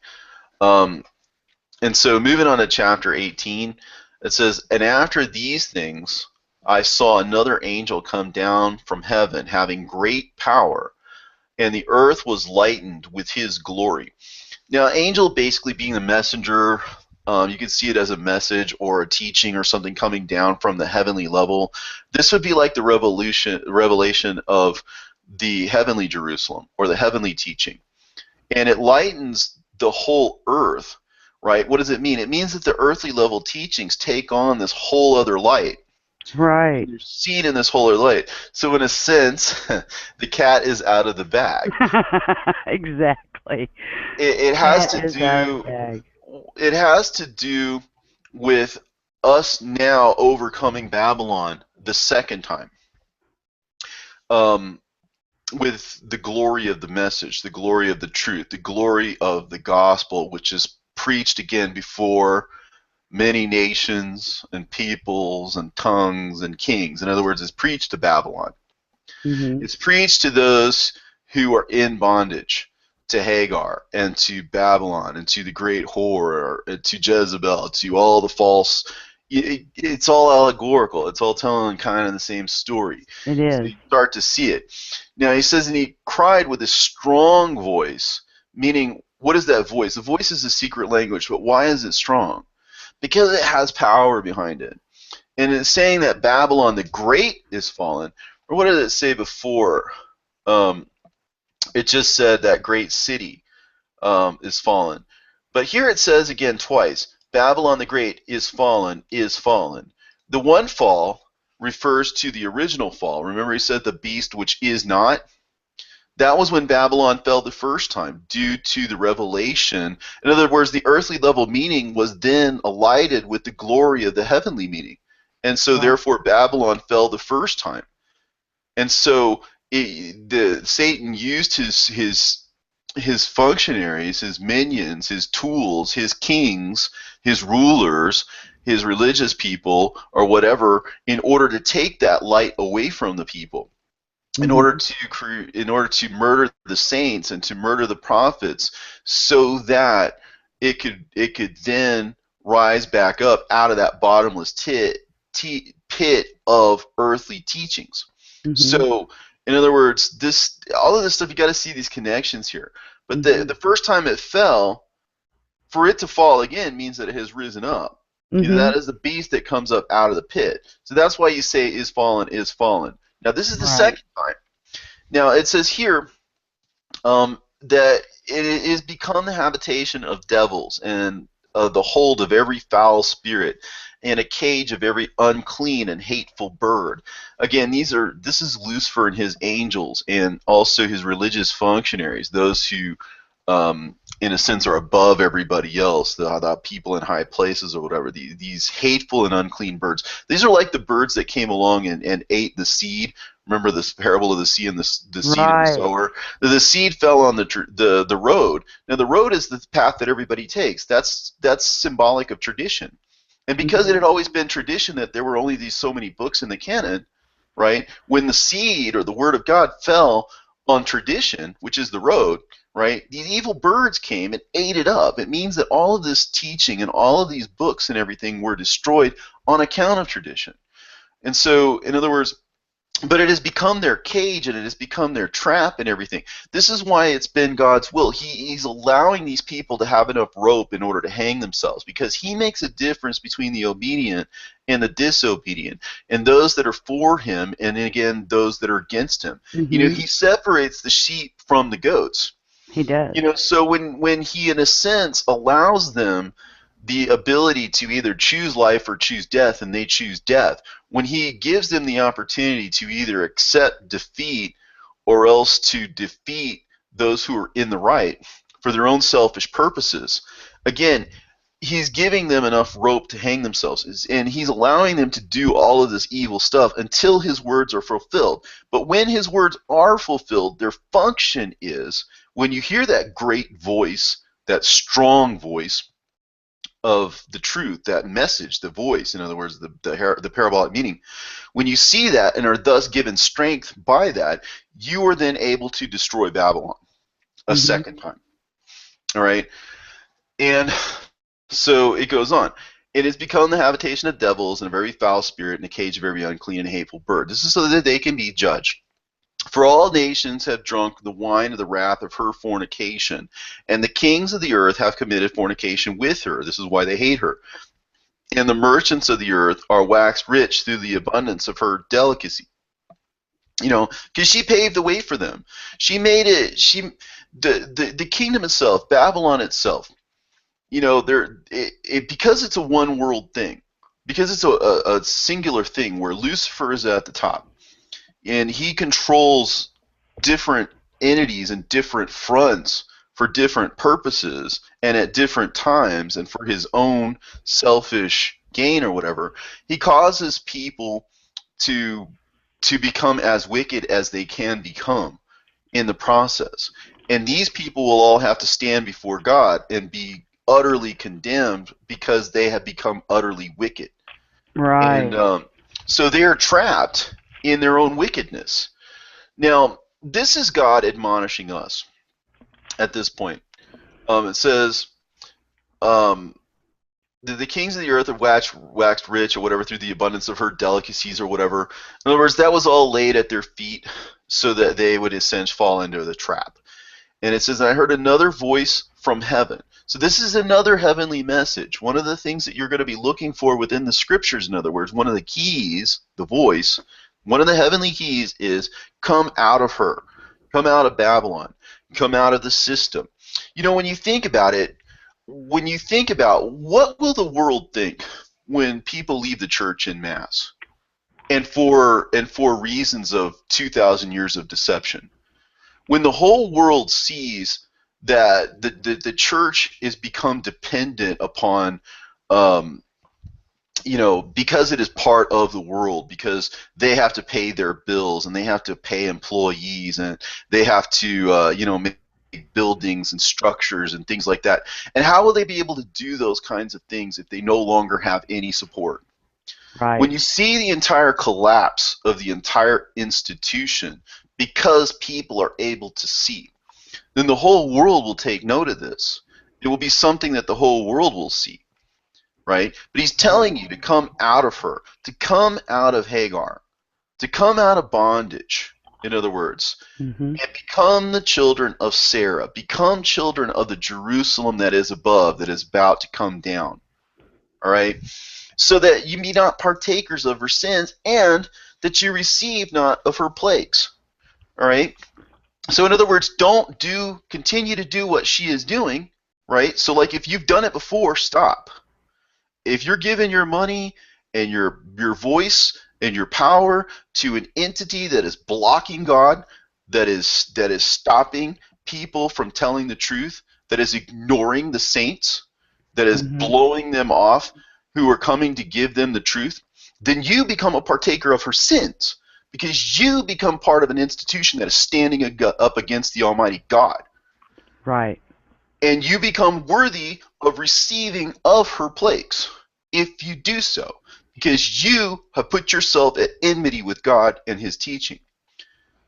And it says, for her sins have reached unto heaven, and God hath remembered her iniquities. Well, how their sins have reached into heaven in the sense that, first of all, the heavenly meaning was totally and utterly destroyed by these false teachers and these false teachings.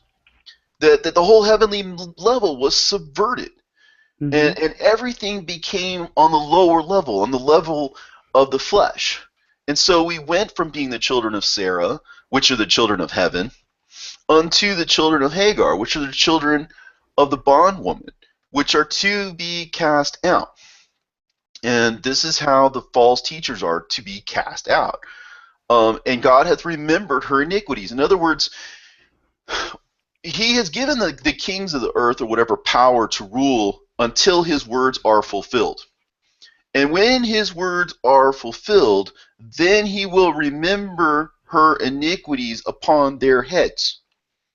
Right? So in other words, when you start seeing the judgment, when you recognize it in your spirit and in your mind with that other eye, that spiritual eye, not the flesh, but the spiritual eye, when you understand it with the spiritual ear and not just the fleshly ear, when you see Sarah and Hagar and such things as allegories, as Paul explains, rather than just individuals, right, then you understand that his judgment is coming, because he wouldn't allow it until his words were fulfilled. And now that his words are being fulfilled, or have been fulfilled, then the next thing is that the remembrance of these evils are going to be visited upon the church and upon Babylon as a whole. Now, it goes on We to had say, also discussed, I just want to do a little, when we look at the institutional churches of the world, we see it especially here in Babylon, USA, of the 501c3 tax-exempt status, oh yeah, which requires certain sacrifices from the people as remaining passive to government or political agendas. It's an actual corporation, which is an entity that can buy and sell under the name of whatever respective church that is. It can, yeah. incur debt. And but Jesus told us, he said about tax exempt, more or less. I mean, he didn't say that word, but he said in Matthew 22:20, and he saith unto them, whose is this image and superscription? And they said unto him, Caesar's. Then he saith unto them, render therefore unto Caesar the things which are Caesar's, and unto God the things that are God's. And that, there's a lot more here in this little pop-up if people want to look into it once we release this document, but for everyone to look at. But go ahead. That does pertain. I mean, there's the other horn, of course. Right. But it does pertain to this. But think about it on a deeper level. Here we are standing at the cusp. We've got 1 foot in the old and 1 foot in the new. All right. Here we are as children of the light emerging out of darkness. Here we are as children of the heavens emerging out of the children of the earth. Okay. Now, what is it telling us to do? It's telling us to repay to the kings their due, and to repay Babylon their due, in order to give God what is God's. You see, that's in a sense the other side of the coin. It is. That Caesar has gotten what is Caesar's, right? And he will get what Caesar deserves. But you come out of Caesar. You come out of Babylon, and you give God what is God's. And what is God's? That is you. You are God's. You, exactly. So the living sacrifice. But see, this is, you say render under Caesar. Well, render under the great whore. What is the great whore? What is it? He's telling us to reward her right here in the next sentence. He says, reward her double even as she rewarded you, and double unto her, double under according to her works. In the cup which she hath filled, fill to her double. Well, in other words, she lied and she covered up the truth. The great city, the Caesars of the world, right? They hid the truth. They obscured the truth. They told you that they were the truth. They sat in God's seat as though they spoke as representatives of God to us. They were the antichrists.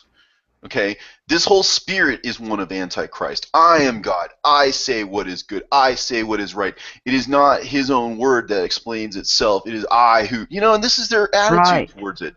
Okay, and so what do? Well, since they took it away, what happens to them when you reveal it? You Just undermine like they their have to eat authority. their own words. No, well, they're going to have to eat something. They're going to die. The point is Very that true. the point is, because they took away the mystery and they made 2,000 years of their kingdom, their world. They set their kingdom up against God's kingdom, just like Satan. They gave their power to the beast, most of them knowingly, just like Satan. Okay, so in other words, how do you repay her? You see, because she hid the truth, you're revealing the truth is repaying her. Yes. Because she destroyed you, the fact that you now exist again, right, that God's words are now explained again, destroys her. Mm-hmm. It means it's poetic justice is what it means. In other words, she in a sense kills herself. You know how like Judas killed himself? Mm-hmm. Well, but then that's allegorical too, because Judas is. was one who feigned affection for Jesus in order to profit and to fulfill his own desires. All right? And so a feigned love of Jesus, that's what these people did. They pretended to love Jesus so as to substitute themselves as the truth. And so they created a false truth and a false image of Christianity in order to reign for their own selfish purposes. Mm-hmm. And so they are in effect all of them Judases. And so they in effect kill themselves in the process, because the thing that they built their kingdoms upon is vulnerable to the truth. And so God has allowed them to build and to build and to build what? All the way up to the heavens, just like Babylon. You see the imagery? See, in other words, they're building their kingdoms as if they were God, and as if you see what I'm saying? They're exalting themselves to the heavens in the process. That's the how her image. sins have reached Well, unto but him. So, in other words, but when God remembers her iniquities, what it means is that that's the elect coming out on the earth and revealing them, exposing them for what they are and what they've done. And you see, now you give back to Caesar what is Caesar's. And what is Caesar's? Perdition, destruction, death. The thing that they deserve.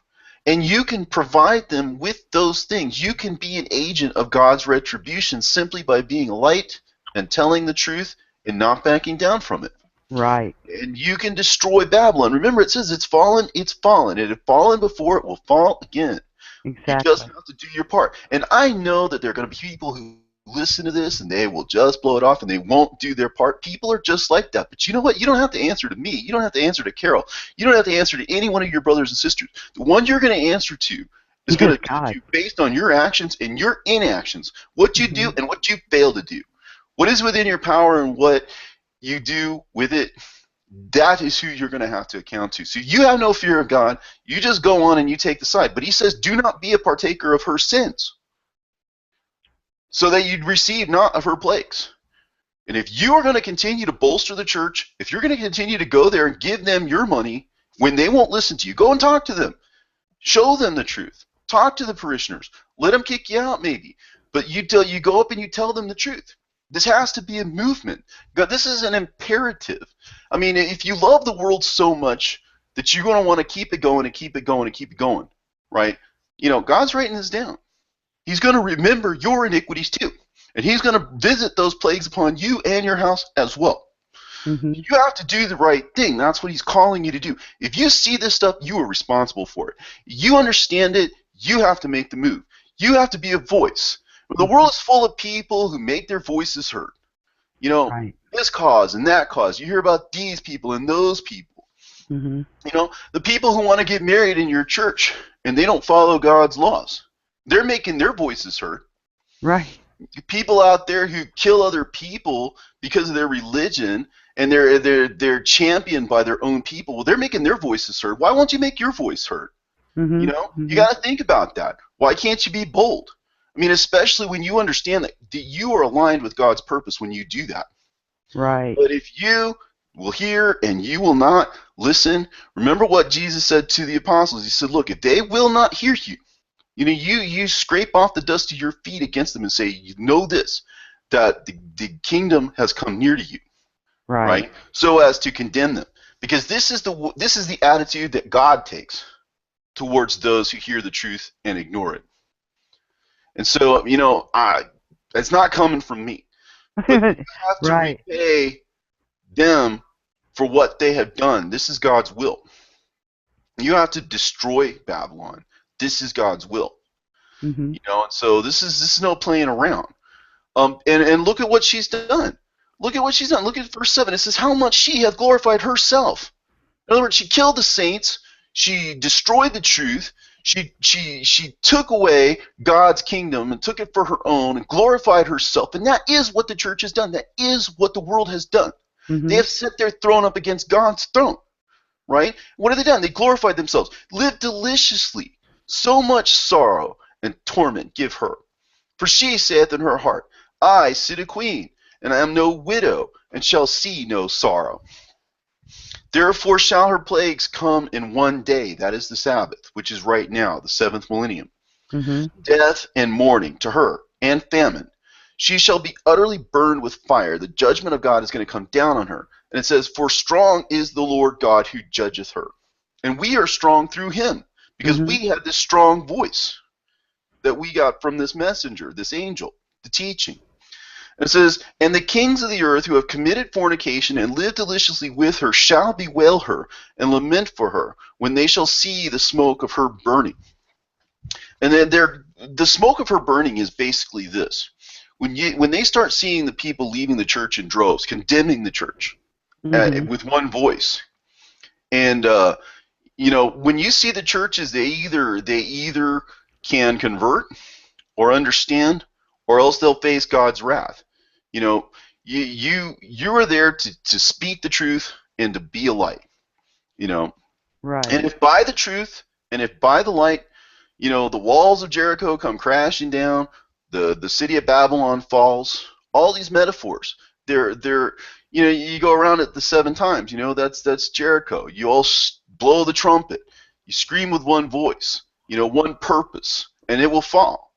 That's the imagery. It's there for you to learn from. Teach it to other people. Be a part of what actually happens. Be bold. Because God is going to remember her iniquities. He's starting to remember her iniquities, and he's telling you what to do. He's telling you to come out of her. He's telling you to give her torment. He's telling you to be active.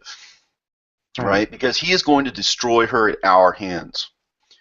And again, they will bewail, and they will see her. I mean, how much do you want to see these clowns who are running the world get what's coming to them? How much do you want to see that? I mean, it goes without saying, but I mean, people, they lie to you on the news. You see that every day. Oh, they do. They lead you astray. They show you some things. They don't show you other things. There's so many manufactured stories, so much falsehood, so much death.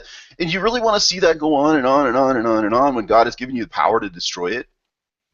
To speak with one voice. That is what we are called to do. And again, they're going to be judged. It says, and the kings of the earth who have committed fornication and lived deliciously with her shall bewail her and lament for her when they shall see the smoke of her burning, standing afar off for fear of her torment, saying, alas, alas. Again, twice. Twice, yes. For that great city Babylon, that mighty city, for in 1 hour is thy judgment come. Again, that hour is the millennium. And the merchants of the earth. Now, who are the merchants of the earth? Those who, figuratively speaking, is those who buy and sell. Buy and sell. Those are the leaders of the church. Mm-hmm. When Jesus says, you have made my house, my Father's house, a den of thieves or whatever, a house of merchandise, right? Right. In the Gospel of Thomas, where it speaks of the people who spurned God's gift because they had a wedding to plan or whatever, then it concludes with buyers and sellers will not enter into the kingdom of God. right? It just has to do with those people who see church as a business and see the house of God as something to exploit, and they're everywhere. Everywhere. But again, what does it say? The merchants of the earth, that is to say the earthly level teaching, those who have made hay with that lower level meaning, right, will mourn over her, for no man buyeth their merchandise anymore. I think it's funny how I think it's I'm funny not how buying what you're saying now. it's I'm funny not how in buying it English we anymore. say that. Yeah, I mean, I don't put anything past God, but it's an interesting little aside that, yeah, you don't buy it, you don't buy it. I don't buy it anymore. Yeah, I got you. But anyway, their merchandise, again, he's speaking about merchandise here. So that merchandise colors the whole rest of what is being said. It means that it's an earthly level thing.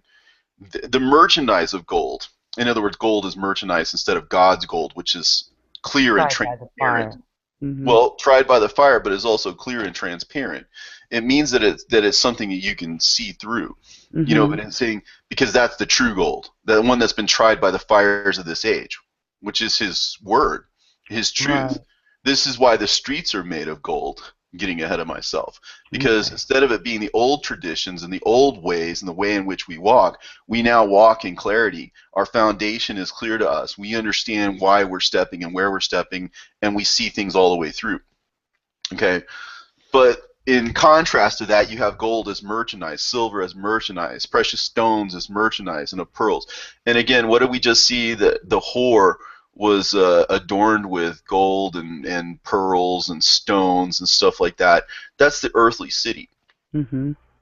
Fine linen and purple and silk and scarlet and all Thyian wood and all manner of vessels of ivory and all manner of vessels of most precious woods and of brass and iron and marble and cinnamon and odors and ointments and frankincense and wine and oil and fine flour and wheat and beasts and sheep and horses and chariots and slaves and souls of men.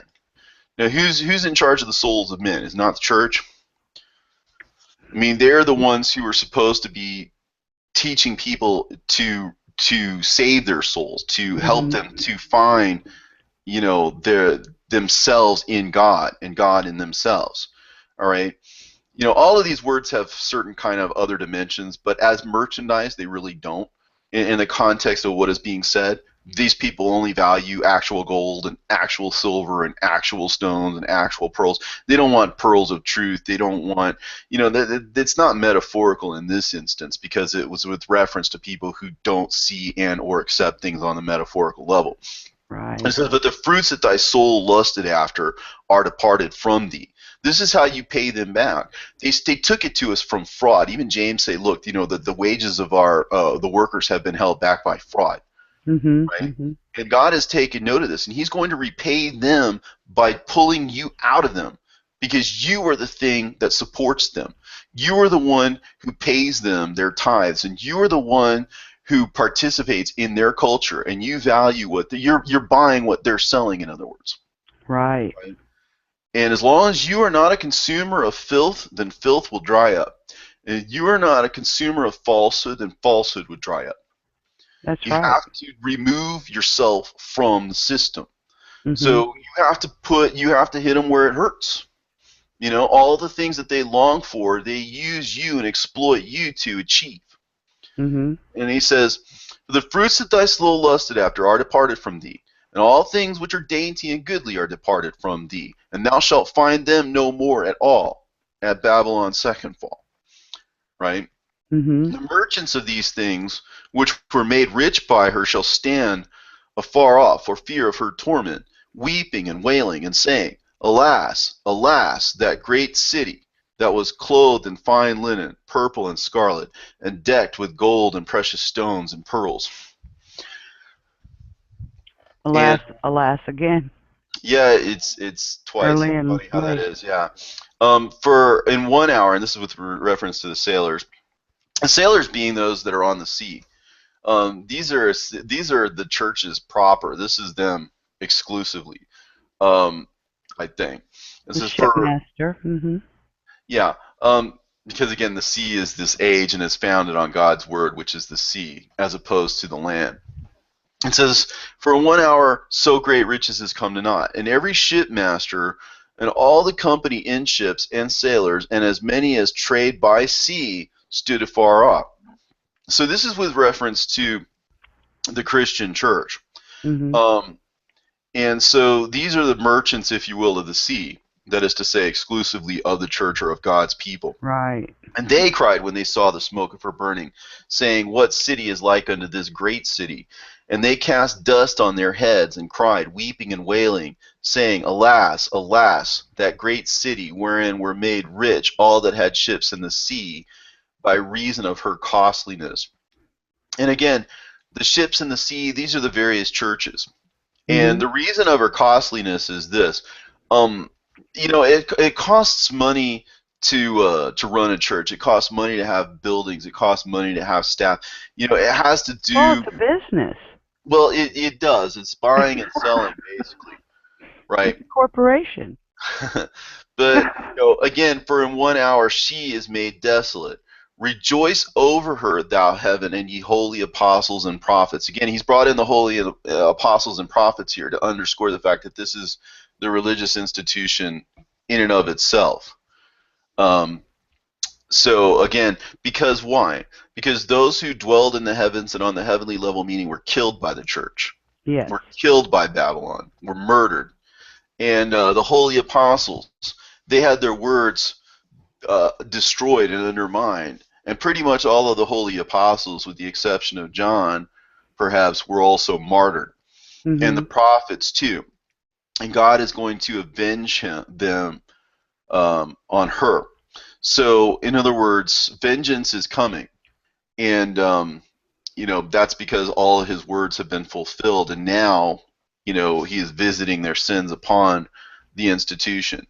So, again, this is an urging to either come out of the church and reject it, or else if you're running a church, you need to decide whose side that you're on, right? And who you want to support. Because if you're one of those people who is lamenting that Babylon is falling, if you're one of these people that's sorry to see, that money or whatever and all that may lose its value, that you may lose some of it, you may lose some of the assets that you have and some of the wealth that you have. If you're like the rich person who didn't want to give it all up and give it to the poor or whatever, then you're not going to enter into the kingdom, and you will be avenged, or the holy prophets that you impede will be avenged on you. And again, it reflects back to Revelation 6:9 too, about the souls that were under the altar. They were crying forth for this. They were crying for them. Yeah, to be avenged. That's true, Carol. That's a very useful insight there. It has to do with their time has come. And again, it continues. And a mighty angel took up a stone like a great millstone and cast it into the sea, saying, Thus with violence shall that great city Babylon be thrown down, and shall be found no more at all. And the voice of harpers and musicians and of pipers and of trumpeters shall be heard no more at all in thee, and no craftsman of whatsoever craft he be shall be found any more in thee. And the sound of a millstone shall be heard no more at all in thee. And the light of a candle shall shine no more at all in thee. And the voice of the bridegroom and of the bride shall be heard no more at all in thee. For thy merchants were the great men of the earth. For by thy sorceries were all nations deceived. And in her was found the blood of prophets and of saints, and all that were slain upon the earth. Well, again, the millstone being cast into the sea, of course, being the church age, God's people. If you go back to, say, Matthew 18:5, Mark 9:42, Luke 17:1, for example, it talks about the millstone. It says in Matthew 18:5, for example, And whoso shall receive one such little child in my name receiveth me. But whosoever shall offend one of these little ones which believe in me, it were better for him that a millstone were hanged about his neck, and that he were drowned in the depth of the sea. Now the little one, this is speaking in code, the little child, the little children, or whatever, these have to do with those who believe implicitly, like the elect, for example. The elect are often spoken of as children, because it is the children who receive the truth of the message in its simplicity, and it is the elect who receive the truth of the message in its simplicity. And again, why is it better for them that a millstone were hanged about his neck and he were drowned in the depth of the sea? Because it would be better for him to be destroyed before he could do the damage that he's going to do than it would be after the fact, when that millstone is cast into the sea after the damage is done, because he's going to have to face judgment for the damage that was done. And so, in other words, he's saying it would be better if you did not do this damage than after the fact if you had done this damage. Mm-hmm. So, in other words, because the great city shall be thrown down and shall be found no more at all. So that's the complete and utter destruction and condemnation. That, in other words, the beast that is carrying the woman, the woman is Babylon, and the beast is thrown into the lake of fire along with the false prophet, that is to say, the prophet that preaches the earthly understanding so as to obscure the heavenly understanding. And see, it'll be found no more at all, because in the millennium, nobody is going to be fooled by that teaching anymore. And nobody's going to be ruled by that institution anymore. And the only one who gets a brief respite is Satan himself. And when he's released again for the second time, not to get ahead of myself, but he is going to go out on the breadth of the earth or whatever to surround the great city again, but he won't be able to use the false institution, the beast, and he won't be able to use that false prophet, because they are already burning in the lake of fire. But he will appeal, I think, to people's desires or whatever to rule the earth again. Mm-hmm. On their own selfish desires. But we'll get into that. But I mean, but the point is that at the point at which you overcome Babylon a second time, what does it say? That it shall be heard no more at all in you. It means that the church and the false teaching are utterly done away with forever at that point. Mm-hmm. And they never rear their heads again. And that the elect in the millennium will thus be free to reign as kings and priests in Christ. In that heavenly meaning, in other words.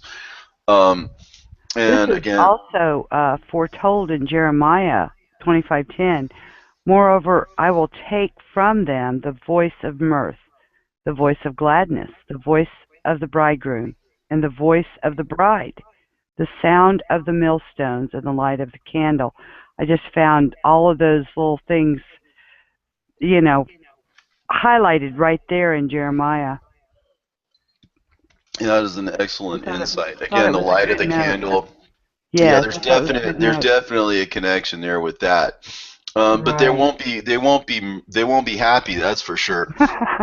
It says you're going to take away their gladness and their mirth. Right. It's all gone. And so again, the light of the candle, like it says in Jeremiah, shall shine no more at all in thee, and the voice of the bridegroom and the bride shall be heard no more at all in thee.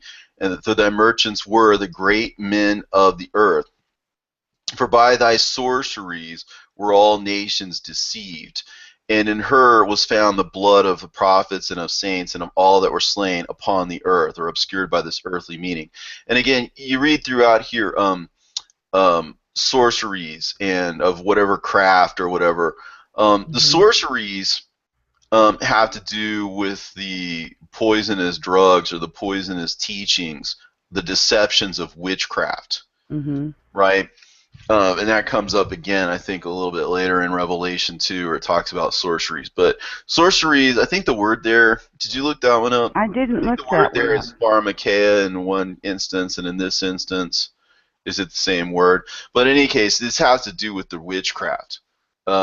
Again, witchcraft is like the way in which you use the lower to obscure the higher, and the way in which you invoke the powers of evil in order to because God has put it in the hearts of the kings and put it in the hearts of men to do evil and to give their power unto the beast, this whole mystery of iniquity, the thing that's showing itself now throughout the world because it imagines that, it's too late for you to do anything against it, and it can be open now, and that you've lost all your power against it. Well, we're being given a strong voice and a strong platform at the moment, which we need to take advantage of so that we can overcome the sorceries and the witchcrafts upon which the false church and our whole world of false kings and false lords and whatever can also be overcome.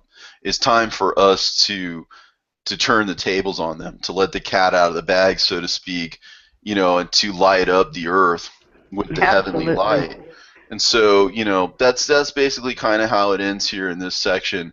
They shed the blood of the prophets. They shed the blood of the saints. You were there to avenge the prophets. You were there to avenge the saints and all of those who were destroyed by this whole earthly level teaching. You were there to both to avenge their blood and also to free the nations and the peoples and the tongues and the kings that are under bondage, that are under the covenant of bondage, which is Hagar. And by means of recognizing the allegorical level as opposed to the strict legalistic letter of the law, you are to make them sons of Sarah, to make them sons of the free woman, to make them the children of the promise. And remember, this letter was written close to 2,000 years ago, so all of this stuff was promised to us. So this is God's promise, which you have a chance to fulfill. And I can't think of anything in the world, once you have this knowledge, that's more important. I know people will just go on to the next video and the next person and go on to the next thing, and people have that nature about them. They won't get serious, they won't settle down, but some of you will, and those who hear it, you understand that you must.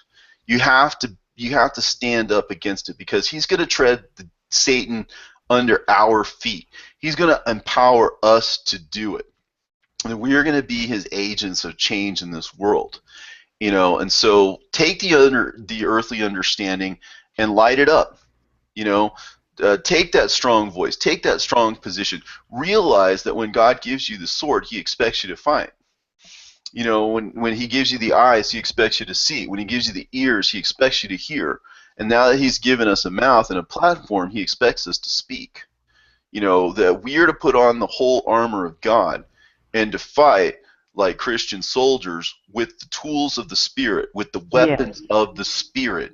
That are not fleshly. You're not going to be hacking off people's heads, okay? We're not going to be setting them on fire, okay? We're not going to be burning down buildings, okay? We're going to be pulling down strongholds.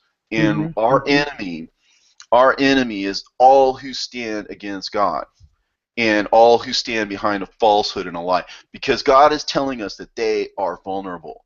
And therefore, we have to believe that they are vulnerable, and we are powerful in the face of that, because he has spoken it. And this was 2,000 years ago. It's been sitting here all this time, and to be revealed now means that the words that he is waiting to have their fulfillment are now fulfilled. And now it is time to remember their iniquities against them. Yes. So I know this was kind of a heavy section. It was a little hard to plod through it. It's really hard to explain this stuff. It's hard for Carol and me to get together and, just hash all of this stuff out. And we're like, oh, how are we going to explain this? Or, and so it takes a little prep. It takes a little bit of us getting together and whatever. And this is just a first step. Once we see it, once you see it, we can always elaborate upon it. We can smooth it out. It'll be better. But, I mean, you're starting to see the beginnings of this, I hope. I hope that we've done our job in trying to explain this, because I got to tell you, we stepped out in this. We stepped out in faith. We trusted that God would reveal things to us along the way. Yes. And I trust that he has. I know that he has. He's revealed to us things that we didn't know when we started this. Right. Because we've discussed so many things and we've received so many insights, and we struggled and struggled and struggled, and God always came through for us. And so I feel like at this point we have a complete confidence that that we will be able to finish this and to complete it and to lay it before you. And so I think that if we are able to do this in any way, shape, or form, there has to be some reason for it. And Well, I say, what's to stop someone else from understanding and learning from this series and studying it maybe with another person, or maybe just under the direction of the Holy Spirit, and be given even further insights and be able to explain concepts that we, kind of didn't get into deeply, well, and that they can build on and open people's eyes even further to this heavenly meaning versus the earthly meaning. well, you have to understand that that's what God is telling us to do. He's telling us to stand up and to be strong. If at any given moment, remember, he said, look, he said that when that day comes, that he will give us a mouth and a wisdom. Yes. That no one will be able to deny or to gainsay, right? What it means is that it will be given to us at the time. And that's what I believe is happening. I think we're seeing that happen. So if you stand up and you open your mouth, if it is God's will, he will allow his words to flow through you. And he will open up your mind and your heart and your spirit and cause you to recognize things you didn't know were there because it's time to do it. He's done it so many times while we're in discussion, behind the scenes, Robert. I mean, we both go away from our conversations sometimes just in awe. But the point is, you gotta put that one foot in front of the other. You gotta take that chance. You gotta take that stand. Because again, when you start to experience victory over ignorance and victory over the devil, don't think he's gonna go easy, but you have to recognize he's gonna go, and he's gonna go at our hands. So share, to teach. Build, elaborate, use your gifts, use your abilities, use your skills. But most of all, give your members to God to use in his service, and recognize that reality is about to change. Things are about to go down. Yes. This isn't like you can sit on this for years and for decades and whatever. The millennium is here. And we are in that place where God has sworn to give us rest. And we have rested from the world and are now, in his will, I believe, because we are able to speak such things and to reveal such things. And, so say what you will, do what you will, but he has thrown down the gauntlet.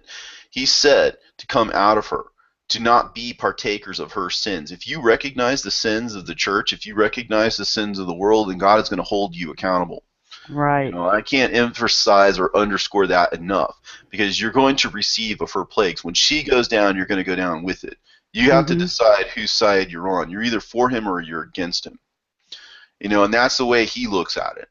Right. So it's our job to warn those who are stubborn and will not listen, but it is up to you to be obedient. Right. And those of you who are not stubborn and will listen, you also have to recognize that every single one of us plays a part. He comes with 10,000s of his saints. What does that mean? So each one of us have a job. And, even if we're just a fingernail or a pinky or whatever, we each have a part, whether it be to hold sessions like this, or to study and share with a friend, or to do comments, sharing what God has revealed to you. There's so many things that I couldn't even mention them all. But just finish what it says, though. He comes with 10,000 of his saints, all right. So it's not on the shoulders of one or two people. Exactly. But what are they there to do? To conquer. He cometh with 10,000s of his saints to condemn the ungodly of all the ungodly deeds which they have ungodly committed, and of all the harsh things which ungodly sinners have spoken against him.